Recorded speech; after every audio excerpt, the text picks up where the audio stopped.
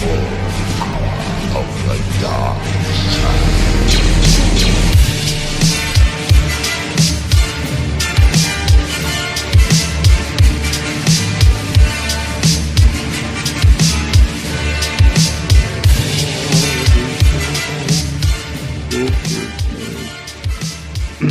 Hey, how's it going, everybody? Welcome back to Zoobox Goes to the Movies, where Star Wars month continues its Imperial March. See what I did there? That's Star Wars talk. Hot Star Wars puns coming at you. Those are Star Wars sound effects. Don't look at me like that, clown. No. But yeah, we're back. This is the penultimate episode. And if you're a smart person, you'll know what that means. If not, well, I'm sorry. But yeah, we're going to be talking The Force Awakens and Last Jedi, the two new ones. I guess we call this the sequel trilogy. Yep. Yeah, the sequel trilogy. That's pretty spicy. Pretty spicy, dude.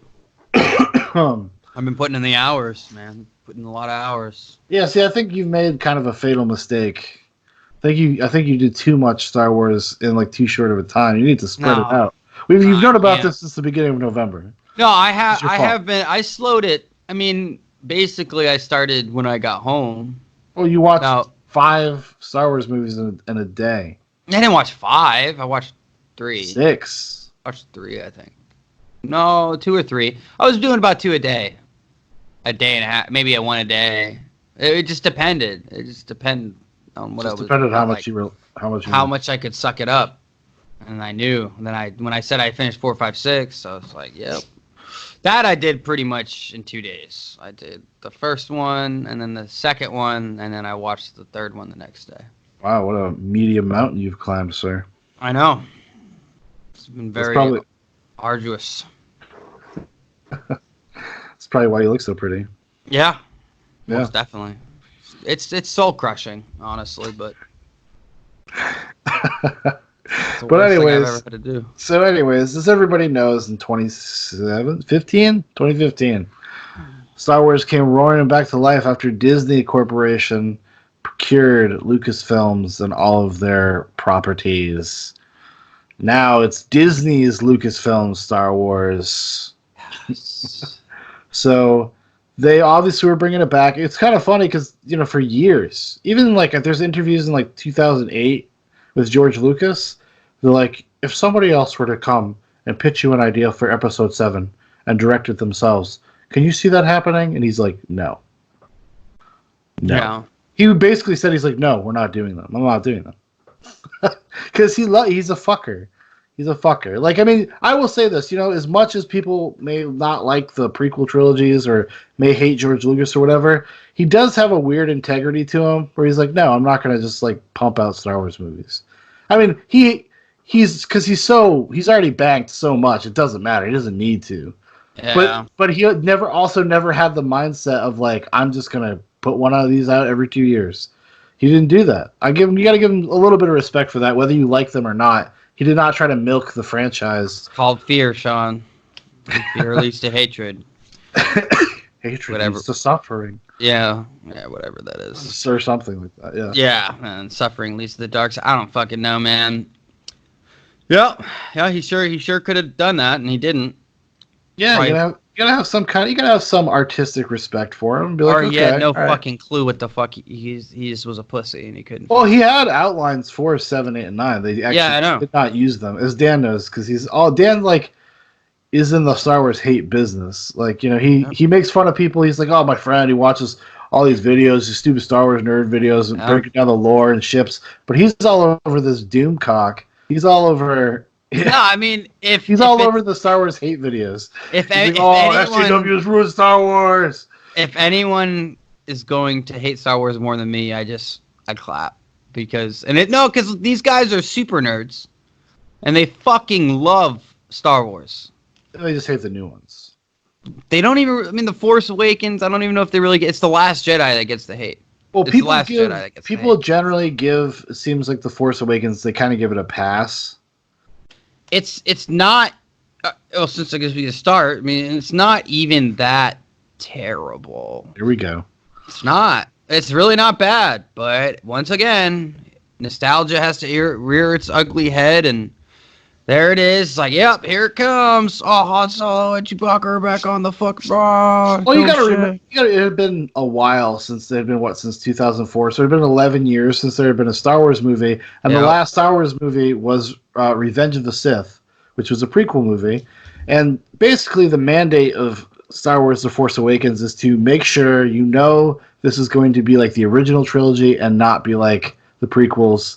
And they do a bunch. It's almost like cynically constructed because it's meant to kind of just drive home that fact. Like, don't worry, guys. This is like the original trilogy. Look, even Han Solo is in this movie. And yeah, I guess so. I don't know, man. Yeah, I mean, it was. I watched it today. It's your boy. It's your boy. Directed it. Who, JJ? Why is he my boy? Dan will, if you give him a chance, he will tell you how much he loves these fucking new Star Trek movies. Well, I liked the first one a lot. No, he told me, he's like, I like Into Darkness, I don't even care. He's like, I don't mind it. Beyond is kind of lame, let's get real. Actually, I like Beyond. Beyond's okay. I'd rather watch Beyond than Into Darkness. I don't mind Into Darkness because the fucking that awesome Khan scene. Oh, God. He's like, fuck yeah, dude. But when Spock yells it out instead of Kirk, it's super oh, dude, it's sick. It's an alternate timeline. Get with the fucking program. Butterfly Effect, Sean. Never heard. He has more feelings in this timeline than he did in the other. Yeah. I guess I really didn't grow up watching Star Trek. The only real Star Trek I had was... Listen, if you just can't admit to people, you're like, I like populist garbage.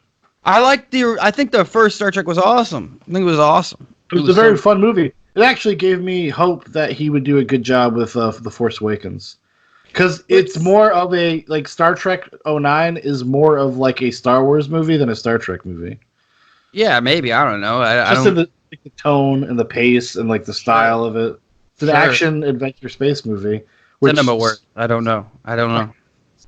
Star Trek is not an action franchise. They've tried to do that with it a few times, but it's more of like cerebral. It's more like morality plays, racism, sexism. Yeah, pretty much. Yeah. We get it. Except instead of black people, it's look at the scores on. Look at the Klingon. He's just like everybody else. He just wants love. Yeah. How long have these Gorzons been enslaved? Yeah. There's. Oh my God. When I watch The Force Awakens, I do get the feeling, it's not bad. Warm feeling inside. It's a 6.5. It gets by. It's not terrible. 6.5. He's really saying 7.5. No, it's a 6.5 to 7. Like, it's in that range. Maybe 7.5. I don't know, man. I just watch it and I don't hate it. Is it a little ridiculous that she can fly the fucking Millennium Falcon without even fucking her hands? Yeah, whatever. Like, whatever, dude. Like, whatever. Okay, I can forgive the fucking clear errors and just bullshit. Yeah, because women just can't fly in general. I mean, have you ever seen a woman fly in any other Star Wars movie? I don't think so, buddy. Nope. But it's fine. It's an adventure story. It's clear. It's concise. The characters are obviously familiar because they are characters from the original. Well, a couple of them are, yeah. What, Leia, Han Solo, Chewbacca, C-3PO, R2-D2. All right, 4 or 5. Yeah, there's a few in there. I think there's even probably more than that. I can remember. I'm sure there's someone else that pops up, but you watch it and there's a sense of familiarity. It feels like a Star Wars movie. It actually felt like a Star Wars movie and an okay Star Wars movie. Is it better than Return of the Jedi? Yeah. Yes. Because it doesn't have Ewoks. So that whole stupid shit. It's more coherent than Return of the Jedi is for sure. I don't even think that's the problem with Return of the Jedi, but it's just stupid. It's just stupid. Yeah, but I would say Force Awakens has a lot of like the plotting is really dumb. They make weird decisions. The humor is weird and like off. A little off kiltered, I guess. It's a little. It's like maybe out of step, but like when John Boyega says "droid, please," you're like, no, don't do that in Star Wars movies. Just don't do that. Should have just said the N-word, please, and that would have been hilarious. because no one would have seen it coming. Being in a Star Wars movie, that would have been epic. John Boyega's trashing The Last Jedi, actually. I guess in a recent interview. Dan's been watching YouTube videos. I saw the video. I did not click on it. I watched a video. Yeah, I did. Okay, but it wasn't. It was Geeks and Gamers, actually. If you really want to get real. Okay? I know who he is. Which Geeks and Gamers, they don't ever talk about games ever. No, he just shits on Star Wars. That's all he does. It's great. He's like, they're trying to destroy George Lucas. He doesn't talk like that, but in my mind, he does. Yeah. There is definitely some sense when I watch this movie that I can enjoy it. I can get it. It passes on an enjoyable watch. It's something you can watch and you can definitely get a kick out of. And it's got the nostalgia effect. You feel good. It gives you the warm and fuzzies. And then you see fucking Carrie Fisher looking like Joe Pesci in Irishman, fucking walking up with her fucking claw hands. How did it give you the warm and fuzzies? You hate the other movies. I don't listen. I don't hate them. He's walking it back. I believe that they are not good movies. It's just they're just not good movies. But me having that feeling of watching when I was a kid and then seeing Leia all grown up and she's decrepit and gross and and seeing Harrison Ford, because I just like Harrison Ford and I do like Han Solo the character. He doesn't really phone it in this one, I would say. No, he does a good job. I thought he actually prized the role. Like, it seemed like he was Han Solo again. Yeah, surprisingly. Not much finger wagging, but enough though. A couple scenes. Enough though. Like him and Chewie have a couple good, like, classic Chewie Han interactions. Yeah, which is always works every time. What it does, like just like some good stuff. There's some great fun moments in that movie. I one of my favorite scenes is when when they get pulled in by Han. He goes, I know we should have checked the western whatever side of the galaxy again. Whatever. And then all of us, that whole scene where the fucking monsters they get released and they're fucking everyone up. It's a fun part. It's a fun part of the movie. It was fun, and it felt like a scene from Star Trek 09. It was like people running around and making faces at each other, like, whoa! Yeah, it's like, a little... I'm just saying that's just J.J. Abrams' style. That's why I thought he would be good for something like The Force Awakens. And what is it with them always having a small... It's become a theme in every Star Wars movie that there's a small central droid or... A robot? A robot. There's always this small central figure that has to be a droid. And it's so repetitive. I mean, the problem, I think, Force Awakens' biggest problem is that it is so beholden to, like, the legacy of Star Wars in a way that it's just repeating it. It's almost like, and I understand why. It's one of those things, like, I think it's like, yeah, you guys are just kind of remaking, you're doing a Star Wars The Greatest Hits movie, where there's kind of an equivalent to everything you've seen before. Even that's up every to, Star Wars movie. Up to, no, I would, not really. Every Star Wars movie is pandering to itself in some way. Yeah, I don't know what that statement means. Listen, dude, every single all the repetitions, of story arcs and the characters have to have all the same things happen. Hey, we get it. There's only two major stories. I mean, there's two major stories. There's the Anakin saga, and then there's Luke Skywalker's story. Yeah, and they're basically the same thing. Well, they're meant to complement each other. If you juxtapose, we talked about this during the prequel. But it's not on purpose. It is on purpose. It's not, because it happened 22 years later. George Lucas made the movie, and he couldn't fucking make Obi-Wan remember R2-D2. I don't want to hear this fucking sort of bullshit. Like poetry. Not to mention, no one remembers C-3PO and R2-D2. I'm just saying. You can't go back to this. We already did this today. I don't care, dude. I fucking hate the fucking... You what? I hate it. I hate what they did. It's not even I hate the films. I just hate how they fucking did it. Anyways, they're meant to kind of echo and call back to each other. That's on purpose. That's not an accident. And the thing with the new one is that in the Force Awakens, they definitely has that similar feeling. It's a New Hope 2.0. It's got a similar feeling to that, yeah. New Hope 2.0. For sure. We get it. I like it more now than I did when it came out. I think I've softened on it a lot, but I think that is because of, honestly, retroactively, because of The Last Jedi. It made me go like, wow, The Force Awakens. I should have been fucking happy with The Force Awakens. Well, because I was looking forward to The Last Jedi, and I was looking forward to it because of the director. I mean, yeah, I guess so. I Ryan wanted- Johnson, yeah, me too. I was like, he'll do something interesting with it. I really like Looper. I like the Brothers Bloom. I like Brick. Yeah, Brick. Yeah. He'll do something interesting. That's what. And I then was, all of a sudden, probably same thing's gonna happen with Quentin and fucking Star Trek. It's probably be a fucking shit show. Oh, he's not. No, it's already moved on to somebody else. Oh damn! All right, anyway. Tentatively a different direction. But the themes in the movies, I do like how they kind of explain.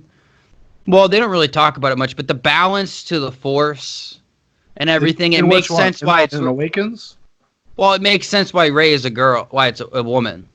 It makes sense because if the balance. So if there is a twins with Luke and Leia, because they're the balance that was perpetuated from Padme and Anakin or whatever, that two came from them, and then Rey and Kylo Ren are the polar opposites of each other in that sense. So like that was the complete like Leia had. We don't know obviously if Skywalker. Leia has never been posited in the story as a balance to No, Luke. but they come from the same two people. Sure. So she has a bad kid. That's bringing balance to the Force. She is bringing back the darkness that came from her father, which is represented in Kylo. Dude, that is literally that is how George Lucas does it. That was his intention. No, but that's not Kylo Ren's arc. That is his arc right now. Kylo Ren is like a lost person in the Force Awakens, whose parents failed him. I'm talking about the Force Awakens. He's evil. I thought that this is the thing when I rewatched it, the most interesting part, and the thing I wish they had been more explicit about and they explored more with Han Solo was this idea of that he was a failure as a father, and like that is probably the most interesting part of the movie, and it's not given a lot of time to develop very well because they wanted to use it as a reveal. They wanted to use it as a reveal that was Han's. Even though everybody kind of assumed that, the movie wants to pretend like it's a reveal that Kylo Ren is their son. So they don't tell you until the beginning of the last act. So he doesn't react to the fact that he fucked up. They don't tell you in the last act. Yeah, they do. Right before Shaun, I just watched it. No, I just watched it today. When do they tell you then? Fucking Kylo Ren talks about it. When he's talking to... Yes, he does. When he's Shaun, I just watched it today. When he's talking to Snoke or Snooky Dookie Dude, and he goes, that's going to be your greatest challenge, is to kill your father. Like, that's a conversation they have. Yeah, but doesn't that happen after the conversation between Han and Leia? Don't think so.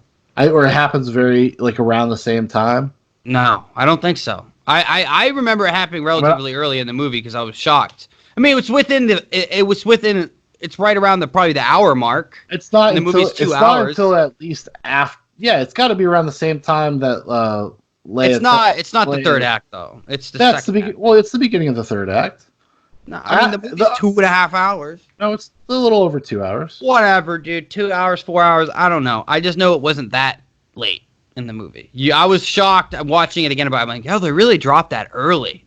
Because you got to remember because dude, think about how I just watched it the other day. I had the exact opposite impression. For me, when I watched it, because literally what happens, the entire premise is building up to her getting off the thing. That takes 30 minutes, 30 minutes to get off the planet, get the Falcon. Then they do the whole thing, and then they go meet Leia, and that's when they talk about it. Yeah, that's like an hour and a half into the movie.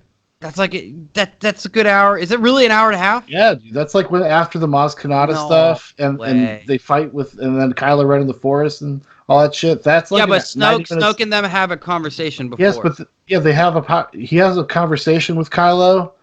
Yes, I know exactly what you're talking. It is after that because he has a conversation with Kylo, and he's like, "I have the girl. She's super powerful. She got the Force," and then I think that's when he talks about the Han Solo stuff. So it is around the same time. And what I'm saying is I wish it was kind of just more of like an open thing and it wasn't like a secret because I would have liked to have seen them develop that as being a like more of a clear motivation for Han Solo. And I don't know. Because I really liked that stuff. I thought it was really effective. I thought Harrison Ford was actually really good in the moments where they were kind of addressing that. Right. Like I thought his performance was really good. Like at the end, like his performance when he meets Kylo on the bridge or whatever, it's a really good moment. Like in terms of performance and scene, it's like a kind of a powerful scene. It worked pretty well. It's all right, dude. It's fine. And that's why Kylo Ren is the most, in my opinion, is the most interesting character of the new movies because he's the only one that has any type of real like sense of conflict. Yep. And they did something completely new where it's like a guy that's actually innately good trying to be bad instead of a bad guy that's trying to be good. Well, isn't that what Anakin's kind of arc is, though? He's trying to be good, but he's just bad. Is that what you're saying with Anakin? No, I'm saying that Ben Solo or Kylo Ren is a product of his like parents and the arrogance of Luke Skywalker. He's a spoiled brat. Well, they kind of. I mean, I think there's kind of like this. He was molested. Yes, he was molested by his Jedi master. No, but there's kind of like this inference that about them giving Kylo to Luke for training when he's like a child.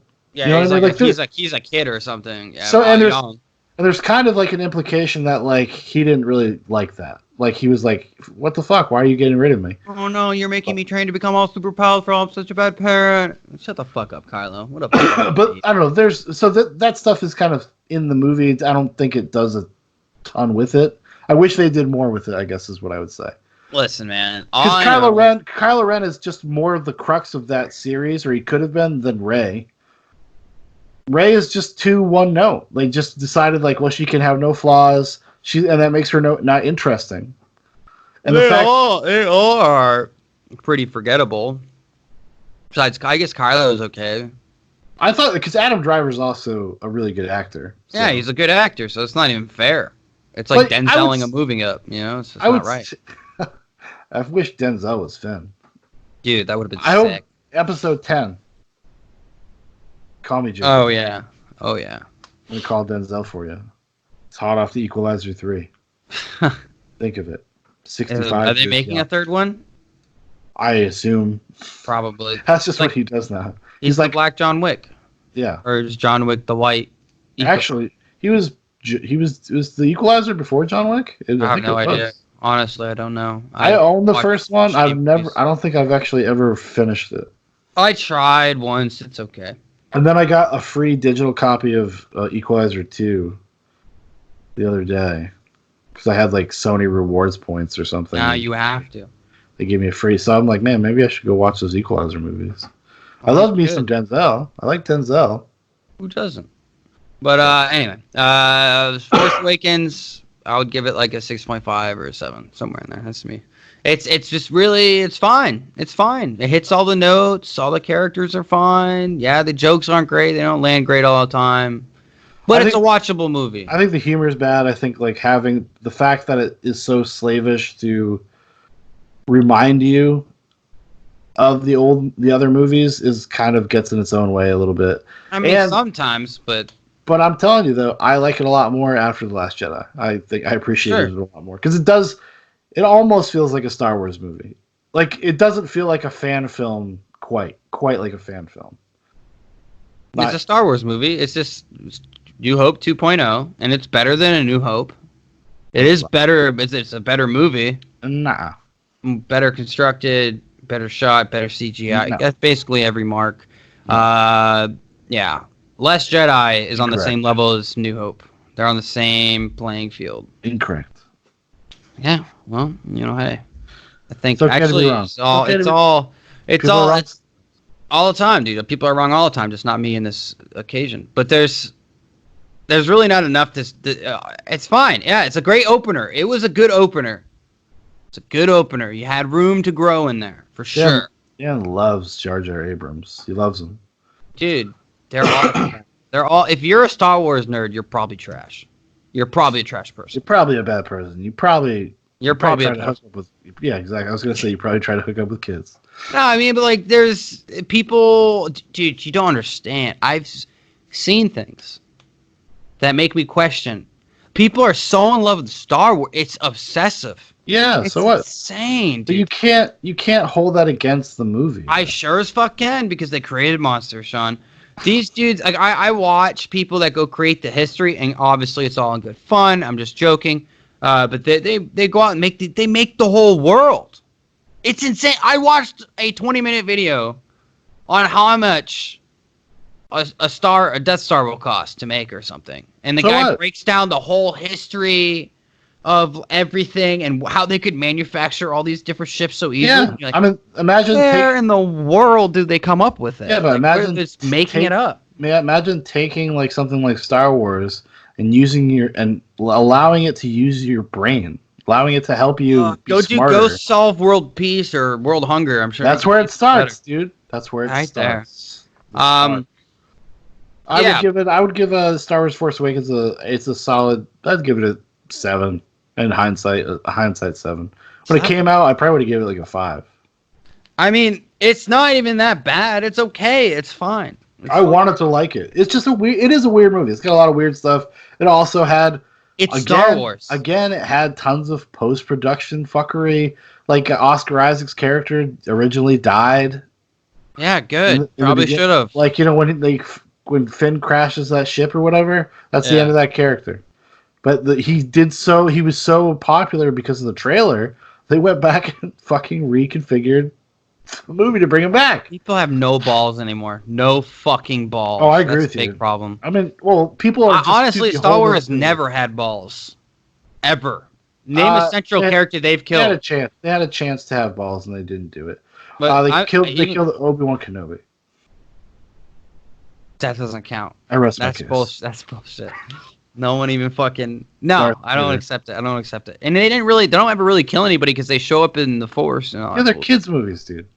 That's fucking bullshit. I never seen Star Wars. Bring a man to his knees and make him beg for his life before somebody put a blaster in his mouth. Do you know? But what the Star Wars movies do well is the chase and like fighter scenes. They always are fun. Yeah, I like the chase and fight scenes, and then they have some really awesome like in the first in Force Awakens. In the opening, one of the opening flight scenes is when they're flying through the desert right after they get the Millennium Falcon and they're fucking rip it. That shit's awesome. It looks great, and then she pulls the brake and she stalls so that because the cannon's stuck or whatever, and it like floats on its back, and he just shoots it. Like that was a cool moment. They have moments, but unfortunately, moments don't make it for a good film. So I'll give it a 7 just based off of how bad the other ones were. It's just a 7. Look at this modern millennial. If I average the score out, you're like a 5.3 right now overall for the series. Millennial moviegoer, guys. Fucking black and white, huh? Not for me, buddy. Not for me. What's that? Strings? Look at him. He's got wires. I can see his wires. Stupid. And then we have The Last Jedi. Then we have The Last Jedi. Ryan Roundhead Johnson, whatever you want to call him. This guy, oh my god, and I saw Knives Out too. Was it bad? Is it bad? I would not. It's not bad, but it's like aggravating.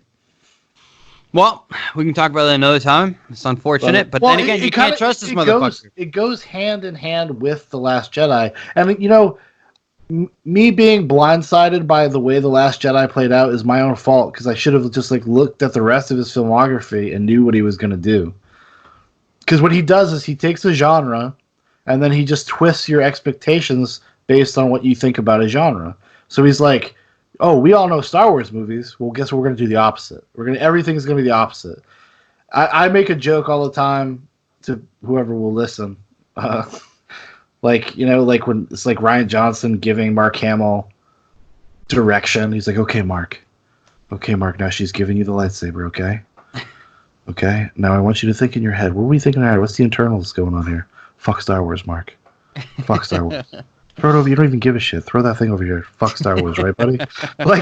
That's kind of like what it is. Like the way that The Force Awakens ends, right? She finds Luke Skywalker. There's like a sense of gravitas. There's like a reverence for what's going on. He's horrible wide shot. That is the weirdest fucking. I remember being in the theater and being like, no, but that would have been perfect. It would have been perfect if it just ended on like Luke Skywalker. Yeah, turning around would have been perfect. But boom, but they have to go. Like, who's just fucking standing there? They're just standing there for 30 seconds while the shot's going on. Yeah, it's the he's talking about is the helicopter pan around the island shot, which is like this weird zoomed in close, like shaky footage. It's just stupid. And it's weird. It's so bizarre. It's such a bizarre decision. You're like, why? What the fuck? But anyways, you held it together, JJ, all the way to the last few seconds, dude. It's like somebody out there with a GoPro, like hanging from a helicopter. I got the shot, JJ. Good work. We'll put it right there for the final scene. Couldn't hold that thing steady. Jesus Christ. I don't know. It was just a weird way. I didn't like the shot. It was bizarre. But anyway, when they get to that point in the Last Jedi, they make a mockery of it. It's like so weird. Like, dude, if they fucked up. It's not the fact that Luke Skywalker, like, people have the problems that Luke Skywalker became a bum and, like, or not a bum, but a broken man and, like, went into seclusion. I never had a problem with that. I have a problem with, like, that he never stops being that. He never grows. Like, the way they let him get away with it is, like, this weird thing where he's just, like, he basically says Kylo Ren is beyond help. He cannot be saved. Fuck Kylo Ren. This guy that he helped do this to. This is the man that's like saved the soul of Darth Vader. And this is how he feels about his nephew. He's like, well, you win some, you lose some. Like that becomes his attitude about Kylo Ren. It's the most bizarre shit ever. And that they let him force project himself. He doesn't even have to like face the consequences of his decisions. He has to force project himself across the galaxy and have some fucking awful fake showdown with Kylo Ren. It's the weirdest. I mean, honestly, it's the only thing that makes sense because I don't think he had a ship. Doesn't look like he had a ship. You see one of his X-wing or whatever in the water. Oh, doesn't mean it probably hasn't worked then. It could have been a baller moment. Is all I'm saying. All I know is when I watch this movie I'm like, yep, another bad Star Wars movie. Here we go. And it's even worse because the narrative is terrible. There's really nothing. This one is legitimately, like, the things you say about the other movies that are not true are true in this movie. It is badly paced. They're all the same. It is tonal. It is a tonal nightmare. It is meandering and episodic in the worst fucking ways. Everything is a plot contrivance. Like, there is some interesting things, subtext here, about, like, the idea of killing nostalgia, killing your past, and moving forward, and doing your own thing. Like, that's kind of the subtext of it, right? But it doesn't. But then at the end of the movie, they decide, like, nah, it was fun talking about that stuff, but we're just gonna be awful. We're just gonna end up exactly where we started. Yeah. None of the characters progress. They are the same people they were. That's at a the lie. beginning of the movie. Who? You gonna tell me Rey's the same? Yeah, she's the You're same. gonna tell me Rey gets 3 fucking lessons and swings the lightsaber to Rock a couple times, and she comes and she's a fucking badass. So if there's you anything see I've her ever lifting seen, up all them rocks. And then dude, it is such a terrible.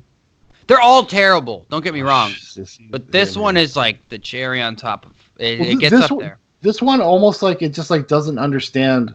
Well, it does understand what a Star Wars movie is, and then it's just like, yeah, we're gonna do something different. And what it proved to me was, once and for all, it's like, oh, you really can't do that much with Star Wars. Dude, how the fuck did this get out of post-production? Dude, how did it get out of it? This is like there is such a faux divisiveness about this movie. It's a 91% rating on Rotten Tomatoes. Those people are, because they're like, seriously, this is like social justice movie creator. And I don't just say that to fucking say it, because I don't actually think that is the case most of the time, but I say that shit ironically most of the time. But this was for sure 100%. How much SJW stuff is there really? In Last Jedi? No, I'm talking about. It's not even the movie. It was because of the reaction of the audience. It was because of quote unquote trolls. It was because of all the stuff about Rey from The Force Awakens. Like, people were just like, they were just.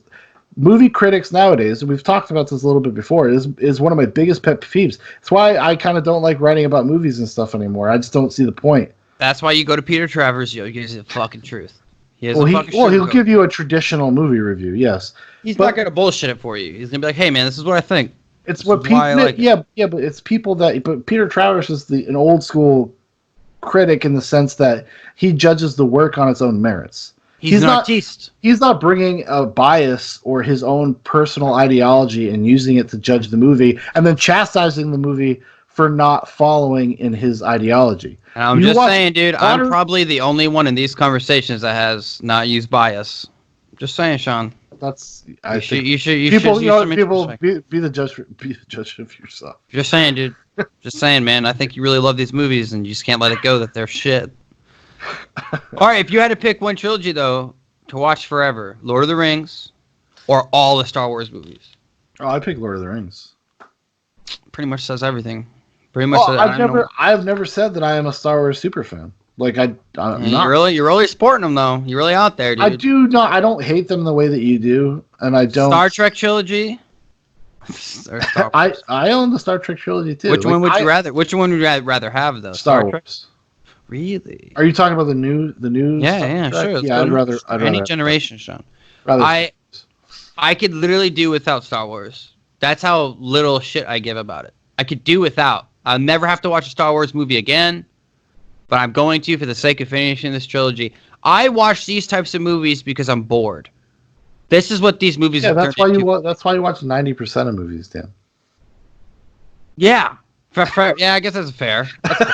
That's fair. I mean, like, it's no, but I will put this movie on specifically. Like, I really can't figure out anything to watch. I haven't seen it yet.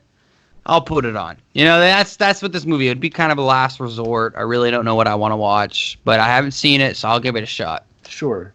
That's just me. But enough about that. But anyways, going back to what I was saying before, like the social politics surrounding the movie are awful, and they also kind of it sours the movie because the movie is just full of these weird messages, social messaging about what's his name, Isaac.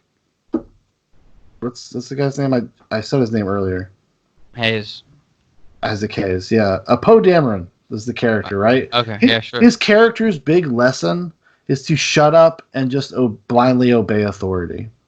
That's his big lesson. That's his character arc. He's kind of like a renegade, and he needs to be reined in. And usually we don't say like, "Hey, man," like if the roles were reversed, right? If this was a different movie, and like a superior talked to the hero the way that Holdo talks to him, like dismissively, like, "Oh, you're a fucking hothead. Why would I tell you anything?" Yeah. She would be the villain. She would be the bad guy. But see, that is. She would be the bad guy. And no, I don't know. I don't think so. Because the movie has zero trust in its heroes.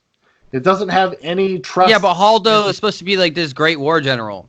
That's the whole point. She's supposed to be this badass war general. Yeah, and it's not Holdo's fault that the script is awful, and their plan is to like sneak away in the open where everybody can see. We're just gonna keep going. We're running long. Just keep going. Oh, it's one of the worst. It's so weird. It's like watching a TV show. Like the plot is like a TV show. It feels like it's the plot of Star Wars the show. Yeah, I guess. I don't know. Listen, The Last Jedi sucks. Okay. And if you had ended the movie on a cliffhanger, like where Rey, you don't see whether or not Rey decides to join Kylo or not, because I think they didn't do a good enough job of making that a possibility that she would have. Actually, maybe she would have joined him. Because did you ever really feel like Luke was going to join the dark side? Did you ever really feel that?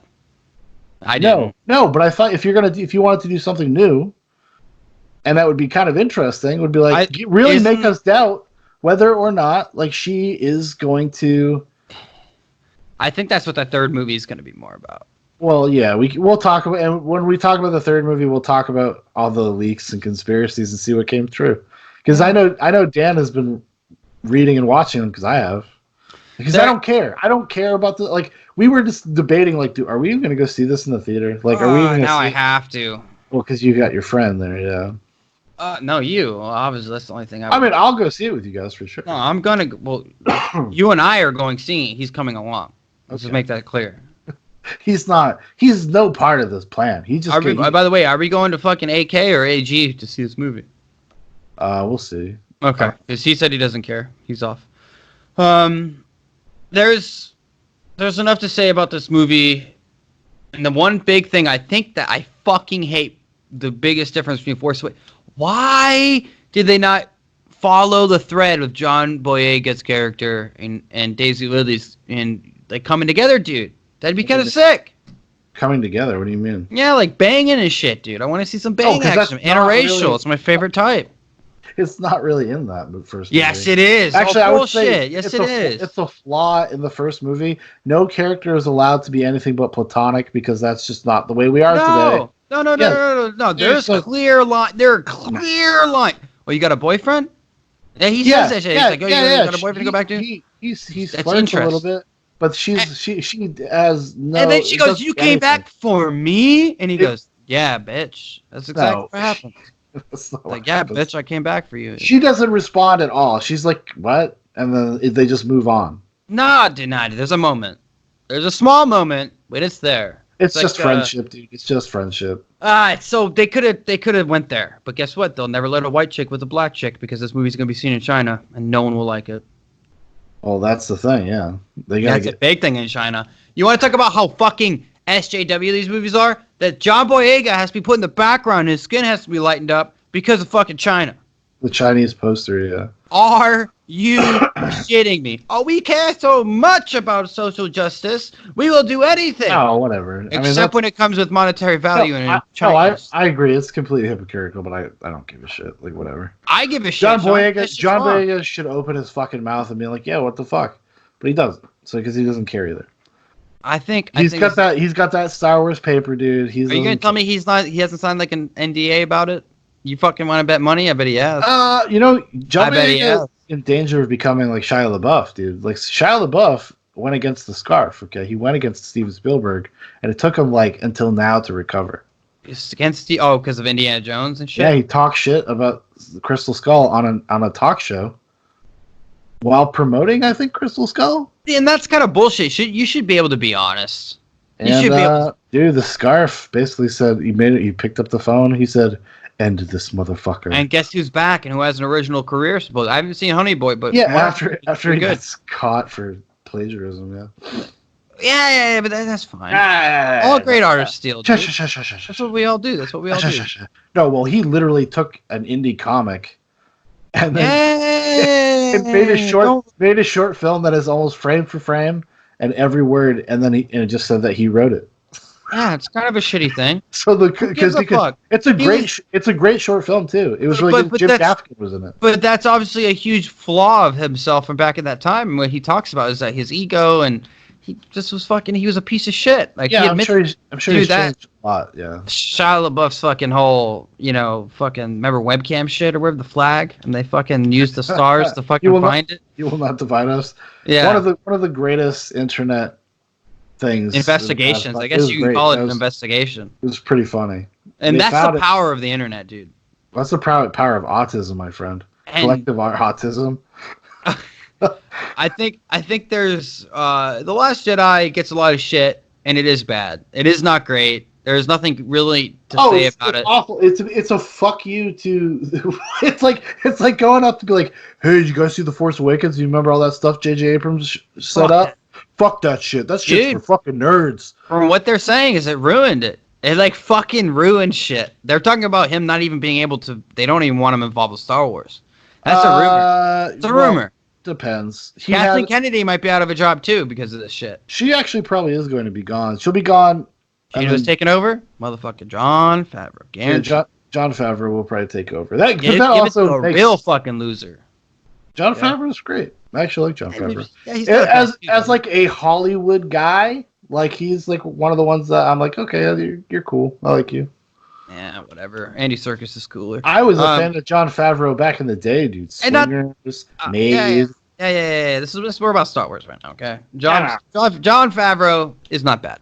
But there's the way they kill Snoke too pisses me off. No great battle. They destroy every battle that could be fucking awesome in this movie. A true epic scene where Snoke and they're fucking fighting him with the Force. No, they just cut him in half. I was rewatching the Red Letter Media, their first review of it. I've been falling asleep to that. Yeah. Well, not their like Plinkett reviews, just like their half in the bag review of it. No, that's the one I watched because I hate Plinkett's voice. I can't stand that. Oh, I love it. But Pizza rolls. But and when he's like, there's not a single lightsaber fight in this whole movie. Not one time does a lightsaber hit another lightsaber, and this is That in a is Star true. Wars movie. That is true, isn't it? Isn't it? That is true. Yeah, I just thought of that. They really went the other way. Yeah, he really went like running the other direction. What you expect from a Star Wars movie? Fuck Ryan Johnson. And dude. basically, dude, and when I saw Knives Out, okay, he does the same thing again, and it doesn't work. He thinks he is so fucking clever. Holy shit! I was watching because also preparing for this podcast. I should have wrote some stuff down because I have so much to say about Last Jedi, but I fell asleep to the audio commentary for The Last Jedi. Mm-hmm. Ryan Roundhead does the audio commentary, and he is so pretentious that you know the Yo Mama joke in the beginning of The Last Jedi? No. You remember when Poe calls Hux and he pretends like he can't hear him? No, I don't know who the fuck those people are. The fighter pilot in the beginning. Yeah, it's who like does he call? Who does he call? Who the fucking does he call? I thought you just watched it. Did you not watch this, Dan? I did. I literally just watched that scene today. Well, I don't remember in remember the beginning, he makes a Your Mama joke in the beginning of the movie. I don't remember that. People do not like it. Usually people talk about the Yo Mama joke. Anyways, so the Yo Mama joke happens. Ryan Johnson giggles to himself. He said, yeah, I wanted to throw a little like Monty Python type humor. I was like, you did a Yo Mama joke and you're so pretentious and so full of yourself. You're trying to claim that this is a play on a Monty Python sketch? But maybe his audio commentary is the same exact thing. He's saying the exact opposite thing that you just fucking he's trolling me again. Probably. It's hilarious, man. And it's the Red Letter Media review is hilarious. Like they gave the second movie and their mainline Star Wars saga to some guy. Well, because that's the whole thing. Kathleen Kennedy loves him. And they brought up a great point is that we always, as movie fans, we always champion the artist. We don't champion the collective. We don't want the committee to make a movie. Yeah, we want the artist to have control. That's why I was excited about The Last Jedi, and I was like, "Damn, that's what I deserve." And then, George Lucas. But dude. What he proved to me though is that you just can't really do. Not a lot works with Star Wars. Not a lot works within that framework. You just can't do very much. You have to fucking stick to the script, but you also could be original a little. Even The Mandalorian, right? The thing that everybody loves. That's very much feels just like I'm watching the same kind of story again. It sticks to the script. It's Han Solo. It's all you can do. Is this Solo 2.0? I have the redemption of the anti-hero. I know you don't.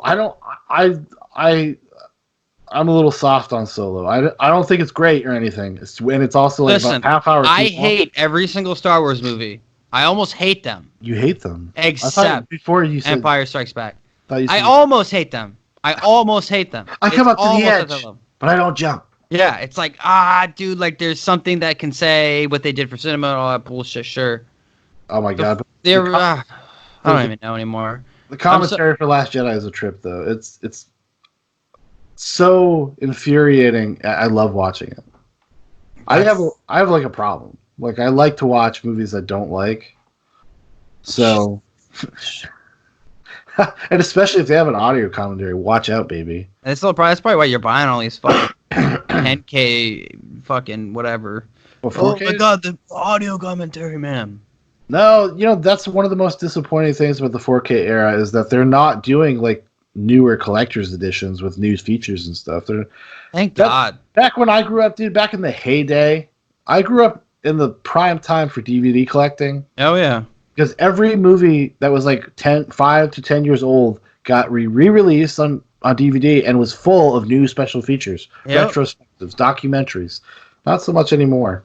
It's because you can watch it all on fucking YouTube now. Well, it's a dying medium. It's just they're all you can go. They're even doing all the Star Wars making ofs and stuff. You can go on fucking Star Wars. The YouTube channel will be all there. It's all there. Yeah. Now that stuff's all there. Yeah, for sure. But you have to buy the super duper collector's edition, and you'll be fine. Did you see the super duper collector's edition for the Avengers? And how shitty of a job they did? Wow, I couldn't believe that. I was like, oh my god, that's terrible. Horrible decision what they did. They literally, do you remember the old school slip in? It's like the cardboard and you slip it in. Oh, those are for the older ones. The Phase 1, Phase 2. Right? No, that's like the Infinity Stone shit. Like the entire, Yeah, all the way from Iron Man 1 to Endgame. All of them. Oh, they have all of them? Yeah, it's like all of them. And don't even you dare, dude. Oh, No, I wouldn't. I actually don't like most of those movies. Yeah, but you fucking half the movies you fucking buy you don't like. That's not true at all. Really? Not true. No, it's not true. You don't buy movies that you don't like? So how'd you get the audio commentary? It depends. Well, I've owned The Last Jedi. Because I own too many Star Wars to stop buying them now. You have a fucking problem, man. I am a collector, dude. I'm a completionist. Yeah, dude, I'm that far. What am I going to be 7 movies into? Sean, that sounds like the same thing when people who hoard diapers and shit. Well, I already have 500. What's one more? Gotta have that. I gotta save my diapers, man. For what? I don't know yet, but when I need them, I'm gonna have them. I'm gonna be able to insulate my new shed that I'm gonna build with these baby diapers. Like people that buy books. This is my library, you know. I guess so. Sure. But they don't buy the same fucking book 3 times. Different editions, different. Yeah, they do. People that are seriously into books, they do. Sean, but you open these movies. They're going to be worthless. Yes. I don't care. Why? They're not worthless to me. But the people who buy books, it's not buy books to invest in them. It's not. No, they don't. Have you seen the fucking Ninth Gate, Sean? Yes, they do. That book was worth a lot of money. A lot. Your whole soul. Interesting movie, though, honestly. There's, I guess, The Last Jedi. I guess just to close it, dude, for me is don't waste your fucking money on to go see any Star Wars film. Don't buy the special editions. We can't support this type of fucking matriarchal bullshit. I'm sick of it. I'm done. Oh no! It's just The Last Jedi is just rife with like modern social politics and the attitude of modern social politics. The whole the repudiation of Kylo Ren, saying that Kylo Ren is beyond saving. When Luke Skywalker says that, that's the director telling you that he's like one of these people like, oh, you can't talk to Nazis type guy. Like that's what that means. That's what that means. And that is so antithetical to the spirit of the series. Which is what Mark Hamill is complaining about. Well, yeah. Well, that's Mark one of the Hamill kind of talks shit. He did the whole time. They couldn't stop him. He's like, well, I'll be honest. I didn't really agree with Ryan about what to do. He said, I felt like I was playing Steve Skywalker. Not Luke Skywalker. He was like, I was not Luke Skywalker. And I think he felt bad because he's like a fan-oriented person where he feels like an obligation. He owes the fans. Yeah. He feels an obligation to the fans, and he did not want to do that to a character they love. And that's why you don't sign a contract for 3 fucking movies. Yeah, well, that's the thing. I was like, did they sign just like a general deal? I think they signed scripts. Well, that's the problem because they had even when The Force Awakens started shooting, the script wasn't fucking done. Dude, they just need to stop. What are they doing? It doesn't make sense. Why are you making you're fucking trying to start this epic trilogy and you don't even? It's so George Lucas. It's not even funny. Dude, it's so crazy to me. Exactly, they would like commit all this money and all this time and all these resources and not even have a plan. And you have a 2-year release schedule. So you have every 2 years a Star Wars movie comes out. When George Lucas sold Lucasfilm, read this today. Did not see this on to the white slavers. Yeah, when he sold Lucasfilm, he had started working on 7, 8, and 9, and he had started in that last year. That's what I said. Yeah. His ideas were terrible too. Talking about going to midichlorians and doing all that shit. And I thought, that there was like microscopic spirits, microbiotic. I'd rather. World. That's more interesting than what the fuck is happening now. I don't know, man. That's ballsy, dude. Like you want to talk shit, man. Like the prequel trilogy, for all of its faults, is a ballsy move. He made like a political thriller instead of making a normal Star Wars movie. He didn't make just an action adventure movie. He's like, no, man, we're going to talk about politics and senators like vying for control and you know, and that's how the Empire falls, through hubris. Through ego, yeah. the egos of the Jedi. Well, I give him credit for that. I don't think people really understood that until like recently, because now that you have something that is divorced from him to juxtapose it with, you're like, oh, like, oh, he really did. We didn't know how good we had it. Yeah.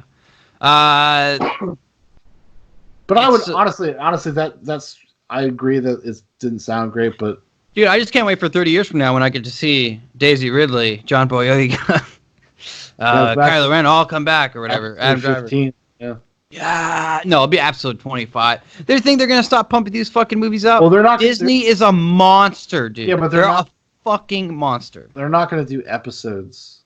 I think they're, as far as I understand. Oh, the Saga series is done. Yeah, the Skywalker stuff. Yeah. They're not gonna. I mean, I guarantee you that in 10 years, episode 10 comes out. But oh yeah. For a while, I think they're gonna. I think what they wanted to do is they wanted to do an Old Republic movie, which is like way in the past. Well, there's going to be a new trilogy. There is going to be a new trilogy. There was supposed to be two. It was supposed to be the guys who did Game of Thrones. Yeah, and you know what they said? They won't even fucking let us write a script. Fuck that. It's probably exactly what happened. They're like, hey, I have no we idea. want you to just freeball. Let's freeball this. Let's just see what happens. They were pissed that they had taken a deal with Netflix at the same time. So basically they were going to be working on Star Wars and this other series, and they were and I think Lucasfilm was like, what? Like, when you work on Star Wars, you just work on Star Wars. And they were like, I don't really want to do that. All I know, Star Wars is dead.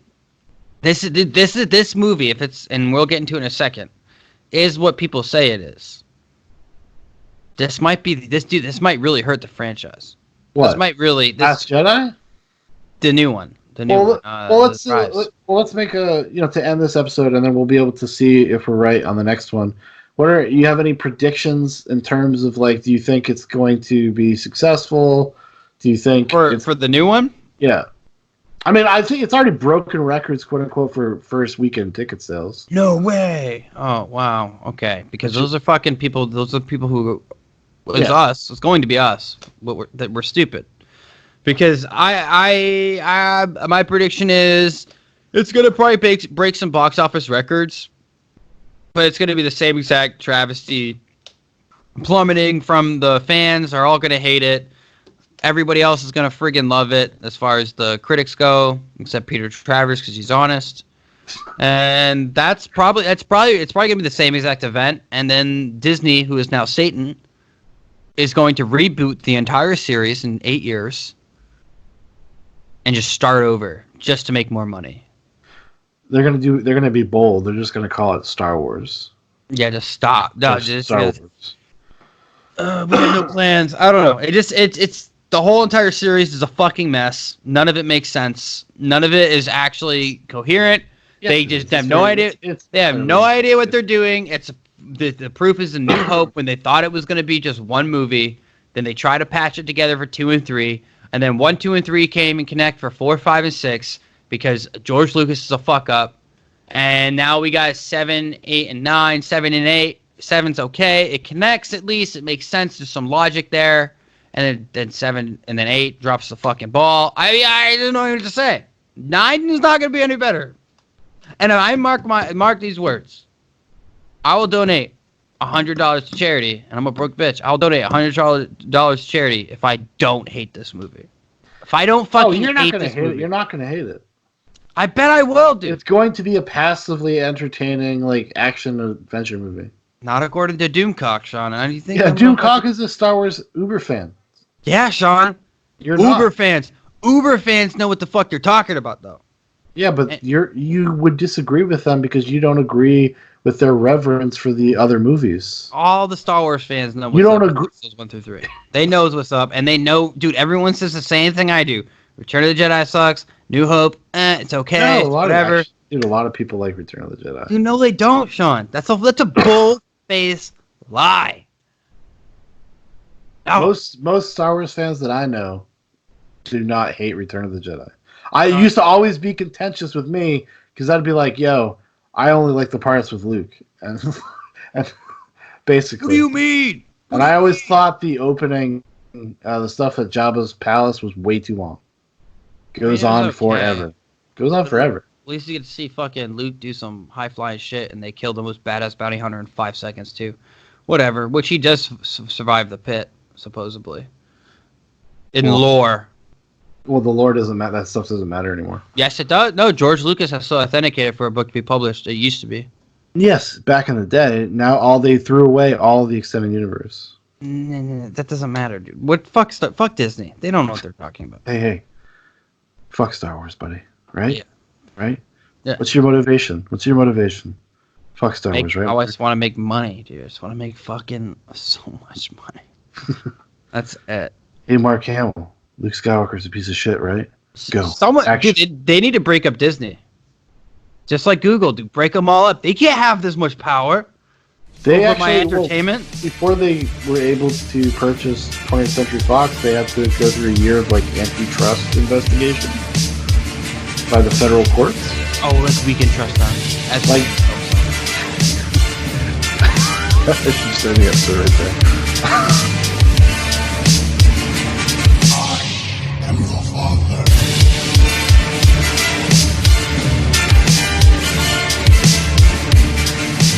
Hey, how's it going, everybody? Welcome to the middle of the show. So, I'm going to do something a little weird here. We were going to do this as a separate episode, but since it's so close to the release of the movie and stuff, I figured I'd just kind of tack it on here at the end, at least for this audio version. Dan and I went through a Reddit post, which was all of the leaks for Star Wars Rise of the Skywalker, and then we kind of read through them and gave our thoughts about the spoilers. With all the kind of early preview screenings and stuff hitting, it kind of seemed a little perfunctory at this point. Like, if we had released that like maybe a week ago, maybe it would have been interesting. But also, I kind of figured a lot of people don't actually want to be spoiled about it, because not everybody's a Star Wars hater like Dan. So I'm going to put it at the end here. It's about an hour-long conversation, a little over an hour. Hope you enjoy. All right, back to the business of Star Wars.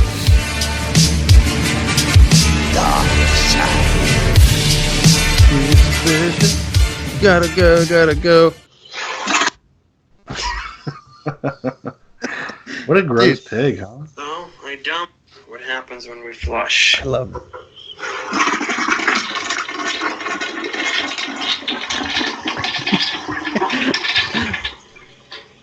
Just an update for everybody. It's still broken. Yeah. It's still broken, dude. Well, I talked to him know today. about. I don't care. Then go watch our fucking podcast and you'll know what I'm talking about. Okay, what's It's up? still broken. It's tonight. I talked to him an hour and a half, 2 hours ago. He goes, dude, it's still fucked up, man. I told him he's gonna have to call a plumber. He's got no choice. He goes, no. I'm like, Mike, you're leaving. It's like, Mike, you have $15,000 in the bank. No. I was joking. Oh, did you watch the dog video I sent you? The dog video? Yeah, did you? What's dog video? Oh, Let me see. Hold on. right. I saw the limbless girl. The one right above it. Let's see. It's not playing. It's not? Oh, there. Yeah. Yeah. It's so gross, dude. What is going on? Oh, what is happening in this world? What the fuck, dude? When I watched this show, I was like, what the fuck? I just sent a message right back to my friend. I'm like, why would you fucking send this to me?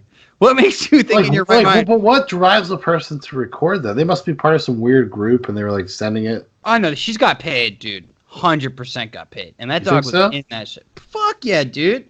My friend, she sold... or she was talking about it. I don't know if she did, but she was getting offers for feet pics and all sorts of weird shit. Oh yeah, that stuff I understand. Some dude's like, "I'll pay you $500 to send me a picture of your tits and a butthole pic."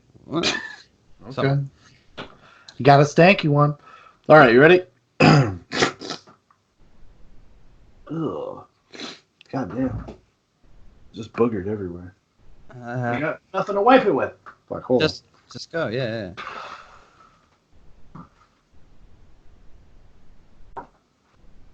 Oh my god.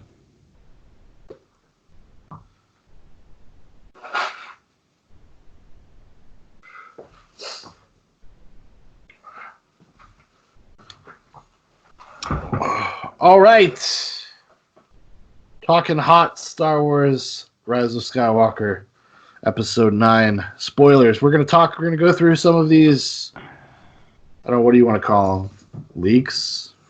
Possible leaks, I guess. Alleged leaks that have been dripping from the production team, or allegedly, for the past few months. Somebody's kind of got it all together. Rumor goes that this movie has like 4 different versions with different endings, and they were kind of focus testing the different endings. And they actually have like pretty drastically different storylines. Some of them are from like one's like the J.J. Abrams cut. One they refer to as the George Lucas cut. Like they actually brought George Lucas in, which this is true. They actually did bring George Lucas in to consult. Can you fix this heaping pile of shit? Hey, George, remember how we are all talking massive shit about you a few years ago? I'd like you to come in and... I bet he got paid, too. Of course he got paid. He made them pay him. He's like, you're going to pay me, Disney. You white slavers. That's, like, funny, because when he gave an interview about when he sold Lucasfilm, he was, kind of sardonically laughing. He's like, I sold my babies to the white slavers. Can you believe it? Because he's just like, they're the evil corporation. Dude, George Lucas is so full of shit. He's such a full of shit person. Well, he comes from that school of those old school guys like Francis Ford Coppola, Spielberg, and he fancies himself an artist. Spielberg only makes good movies about Jews. He does. He makes some good ones, though. Well, I guess we can say that this leak is possible. It's not all. We'll just go through some of the stuff we heard, and then the Redditor says the person's description of the film mostly mirrors my reshoots and edits summaries, so I'm only making notes where additional detail was added or things slightly differ from what I previously wrote. So this might even not be all of it, but this is enough from what it looks like. And it's long. I can't believe people... this is what I'm saying about Star Wars. Holy shit. We could go the basic plot of Rise of Skywalker, updated and expanded. Act 1, Act 2, Act 3. I don't care either way. Do you want to stick with this one, or do you want to go? That's it. Let's last minute details, dude. Let's give them the most current, up to date bullshit about this movie. It was posted 11 hours ago. Yeah, so we'll just give them the most up to date. So we're gonna Do you want to go through the whole thing? Sure. Do you feel lucky, punk? Okay, so let's just start. Okay, it says the film begins with Kylo's slaughter of natives in the red-lit wood to get Vader's Wayfinder. Now, the Wayfinder thing is this stupid MacGuffin that they made up that's supposed to lead you to some sort of Sith magic stone or something. I don't know. It's supposed to lead you to some magic thing that sends them on that will tell them how to find something magical or something. Yeah, well, it says it right there in the next one. It says Wayfinder is a pyramid-shaped object, hooks up to Kylo's tie to allow him to get where he needs to. Exegol, which I'm assuming is a planet. Or something. Kylo flies through a red nebula-like section of space to get to Exegol, seen in recent TV spots with resistance ships later in the movie. Mm-hmm. Once on Exegol, Kylo apparently wanders into what looks like a science lab, and Palpatine's voice can be heard, claiming he made Snoke, and he's been orchestrating everything from the shadows. Oh, come on. Why did they have to bring Palpatine back, dude? Why? Because you can't do anything new with Star Wars. You can't. I agree. I think this is really weak sauce. Bringing the Emperor back in general is super lame. And it's even with regards to Palpatine's initial appearance, his flashlight reveal, Palpatine's face, but with wide eyes attached to his back, some vertical metal arm leading to something we don't see. So he's some sort of physical... His ghost is in there, maybe? Doesn't even seem like it's him. No, but with the wide eyes attached to... He's just got a brace on. A back brace on. It sounds like a fucking boss fight in a video game. Kind of. Well, sounds like. Yeah. I mean, I don't know. Bringing Palpatine back just undermines defeating Palpatine in the other movie, so it's just kind of weak. Palpatine apparently discusses creating a large armada at this point in the film and orders Kylo to locate Rey. Kylo takes it as kill her. And no questions asked. And Palpatine warns him, she is not what you think she is. Oh, and that means she's a clone. Apparently, they went the clone route, which was kind of hinted in The Last Jedi when she's in the cave and she's trying to see her parents, but she only just sees 1,000 of herself. Yeah. So that seed was planted. Whether or not that was the intention, I have no idea. Mm-hmm. No clue. Yeah. The film then cuts to the ice asteroid base sequence when we first snap to Poe, Finn, and Chewie on the Falcon. They're all playing the hollow chess 2-on-1. They insinuate Chewie chess, and he gets a bit pissed, but Poe makes a comment about how it's obvious that he's better than them because he's so much older. When Chewie goes to check something, they lie to him that they won't turn off the game because they're losing, which they do. Shenanigans. Can you believe sounds like that some sort of precursor to an orgy scene? Yeah. Whoever loses has to suck Chewie's dick. This is porn. This is how pornos start. Yeah. This is why everybody's trying to ban porno right now. They heard about this. They're like, Ain't gonna happen. Rise of Skywalker is basically a porno title already. You're more likely to impeach Trump than fucking cancel porno, and that's neither gonna happen. Oh yeah, no. These conservatards or whatever you want to call them, they're out of control. They're out of control, Walsh, dude. Kevin Walsh should be fired immediately. Oh, Matt. It's freedom of speech. Matt Walsh. Whatever. Matt Walsh. Whatever his fucking name is, dude. Listen, freedom of speech, dude. Yeah, but he shouldn't be. Anywhere. That would be really hypocritical to fire him over a freedom of speech issue. He's allowed to have his opinion. Fuck his opinion. It's just a bad take. You're not gonna take away my only fucking pride and joy I get every day. No, it's take that from me. Wait, it's when you see these people actually like kind of reveal themselves when they're It's like a police state. They're little authoritarians. They're just like the people they hate. All we're gonna have left is just like the Japanese when they're jacking off to fucking hentai porn. I ain't got time for that shit. My member. Okay, here we go. The informant scene has the Falcon hovering while the contact tosses him a satchel with all the background information. Poe and Finn pry the contact to get the mole's name, but he won't budge. Okay. Sure. During Rey's training on the jungle base, this person does not recall any training to communicate with past Jedi, just that Rey gets very frustrated and a bit too careless with her lightsaber, causing trees to fall and one to damage BB-8. What a bitch! She's losing control. Yeah. She got nobody to teach her though. That's There's something else going on there. That doesn't sound right. It's probably fucking Leia or some shit. Well, hey, man. I do think it is actually Leia. I'm pretty sure it is. And this person has got tons of grammatical errors and misuses of words. Well, Shaun, obviously, you see how much this fucking dude wrote? He probably fucking did. You have to hurriedly do it while he's hiding under JJ's desk. Yeah, it was JJ Abrams. JJ Abrams. It was JJ Abrams. He's under his desk. He's gotta let the people know. Have you ever seen Rogue One? Same exact situation. Same exact situation. JJ is being enslaved by Disney to make the Death Star, which is this new trilogy. It's terrible. Either that or he has to marry Snides Noodles, which Snides Noodles is the singer from Return of the Jedi, the one that does the musical sequence. Yeah. Move on. I have no idea. The little monster chick who sang. Yeah, it's stupid. Yeah. It's fucking stupid. He has to marry her. Yeah. That's his wife now. Let me see here. The informant scene has the Falcon hovering while the contact tosses. Oh, we already read that. During race, we read that too. Rey, Finn, and Poe reconnect when the Falcon lands at the jungle base. We see members of the Resistance running to put out a fire, and we see that it's coming from the Falcon. It's damaged, incurred as a result of light speed skipping. This makes Rey very upset with Poe. What are you doing? What are you doing to my sheep? When she hung out with Han Solo for about 40 hours, it was the most precious time of her life. The combined forces of Palpatine and the First Order are apparently called out as the Final Order. Ooh, it's like it's kind of like Hitler. The final solution. Solution, yeah, that's exactly. I see this. It's yeah. Oh, that was another thing I forgot to mention in The Last Jedi, is that in The Force Awakens, the First Order does not seem like as powerful as suddenly they are in The Last Jedi. But anyways. Yeah. Luke was apparently searching for Exegol, but was unable to obtain a wayfinder to get there. No way. Okay.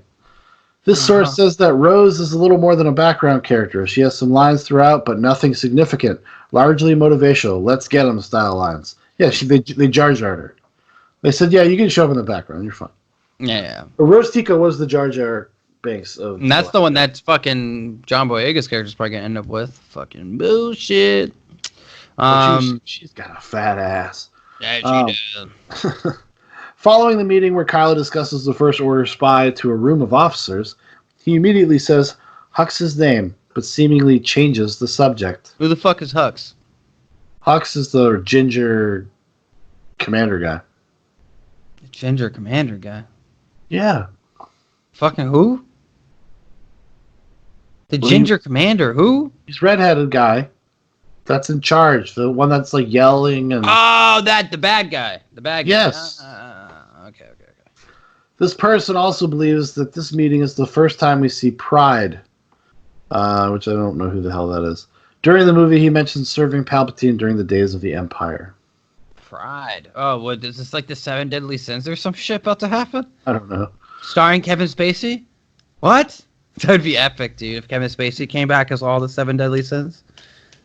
During Kylo and Rey's Force bond on Pasana, as soon as she snaps out of it, Rey draws the attention of some stormtroopers who immediately recognize them, but are swiftly handled by locals while the hero team is whisked away by who would eventually be revealed as Lando.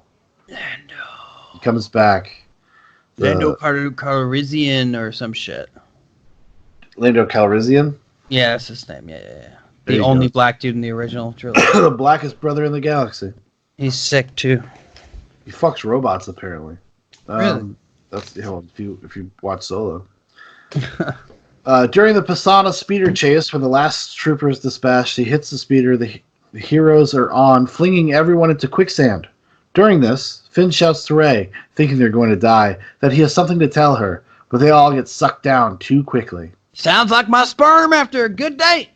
When the team is sucked beneath the sand, Poe asks Finn and Rey if they're okay with 3PO apparently comments... to which 3PO apparently comments, I didn't hear you mention my name, sir, but I'm also fine.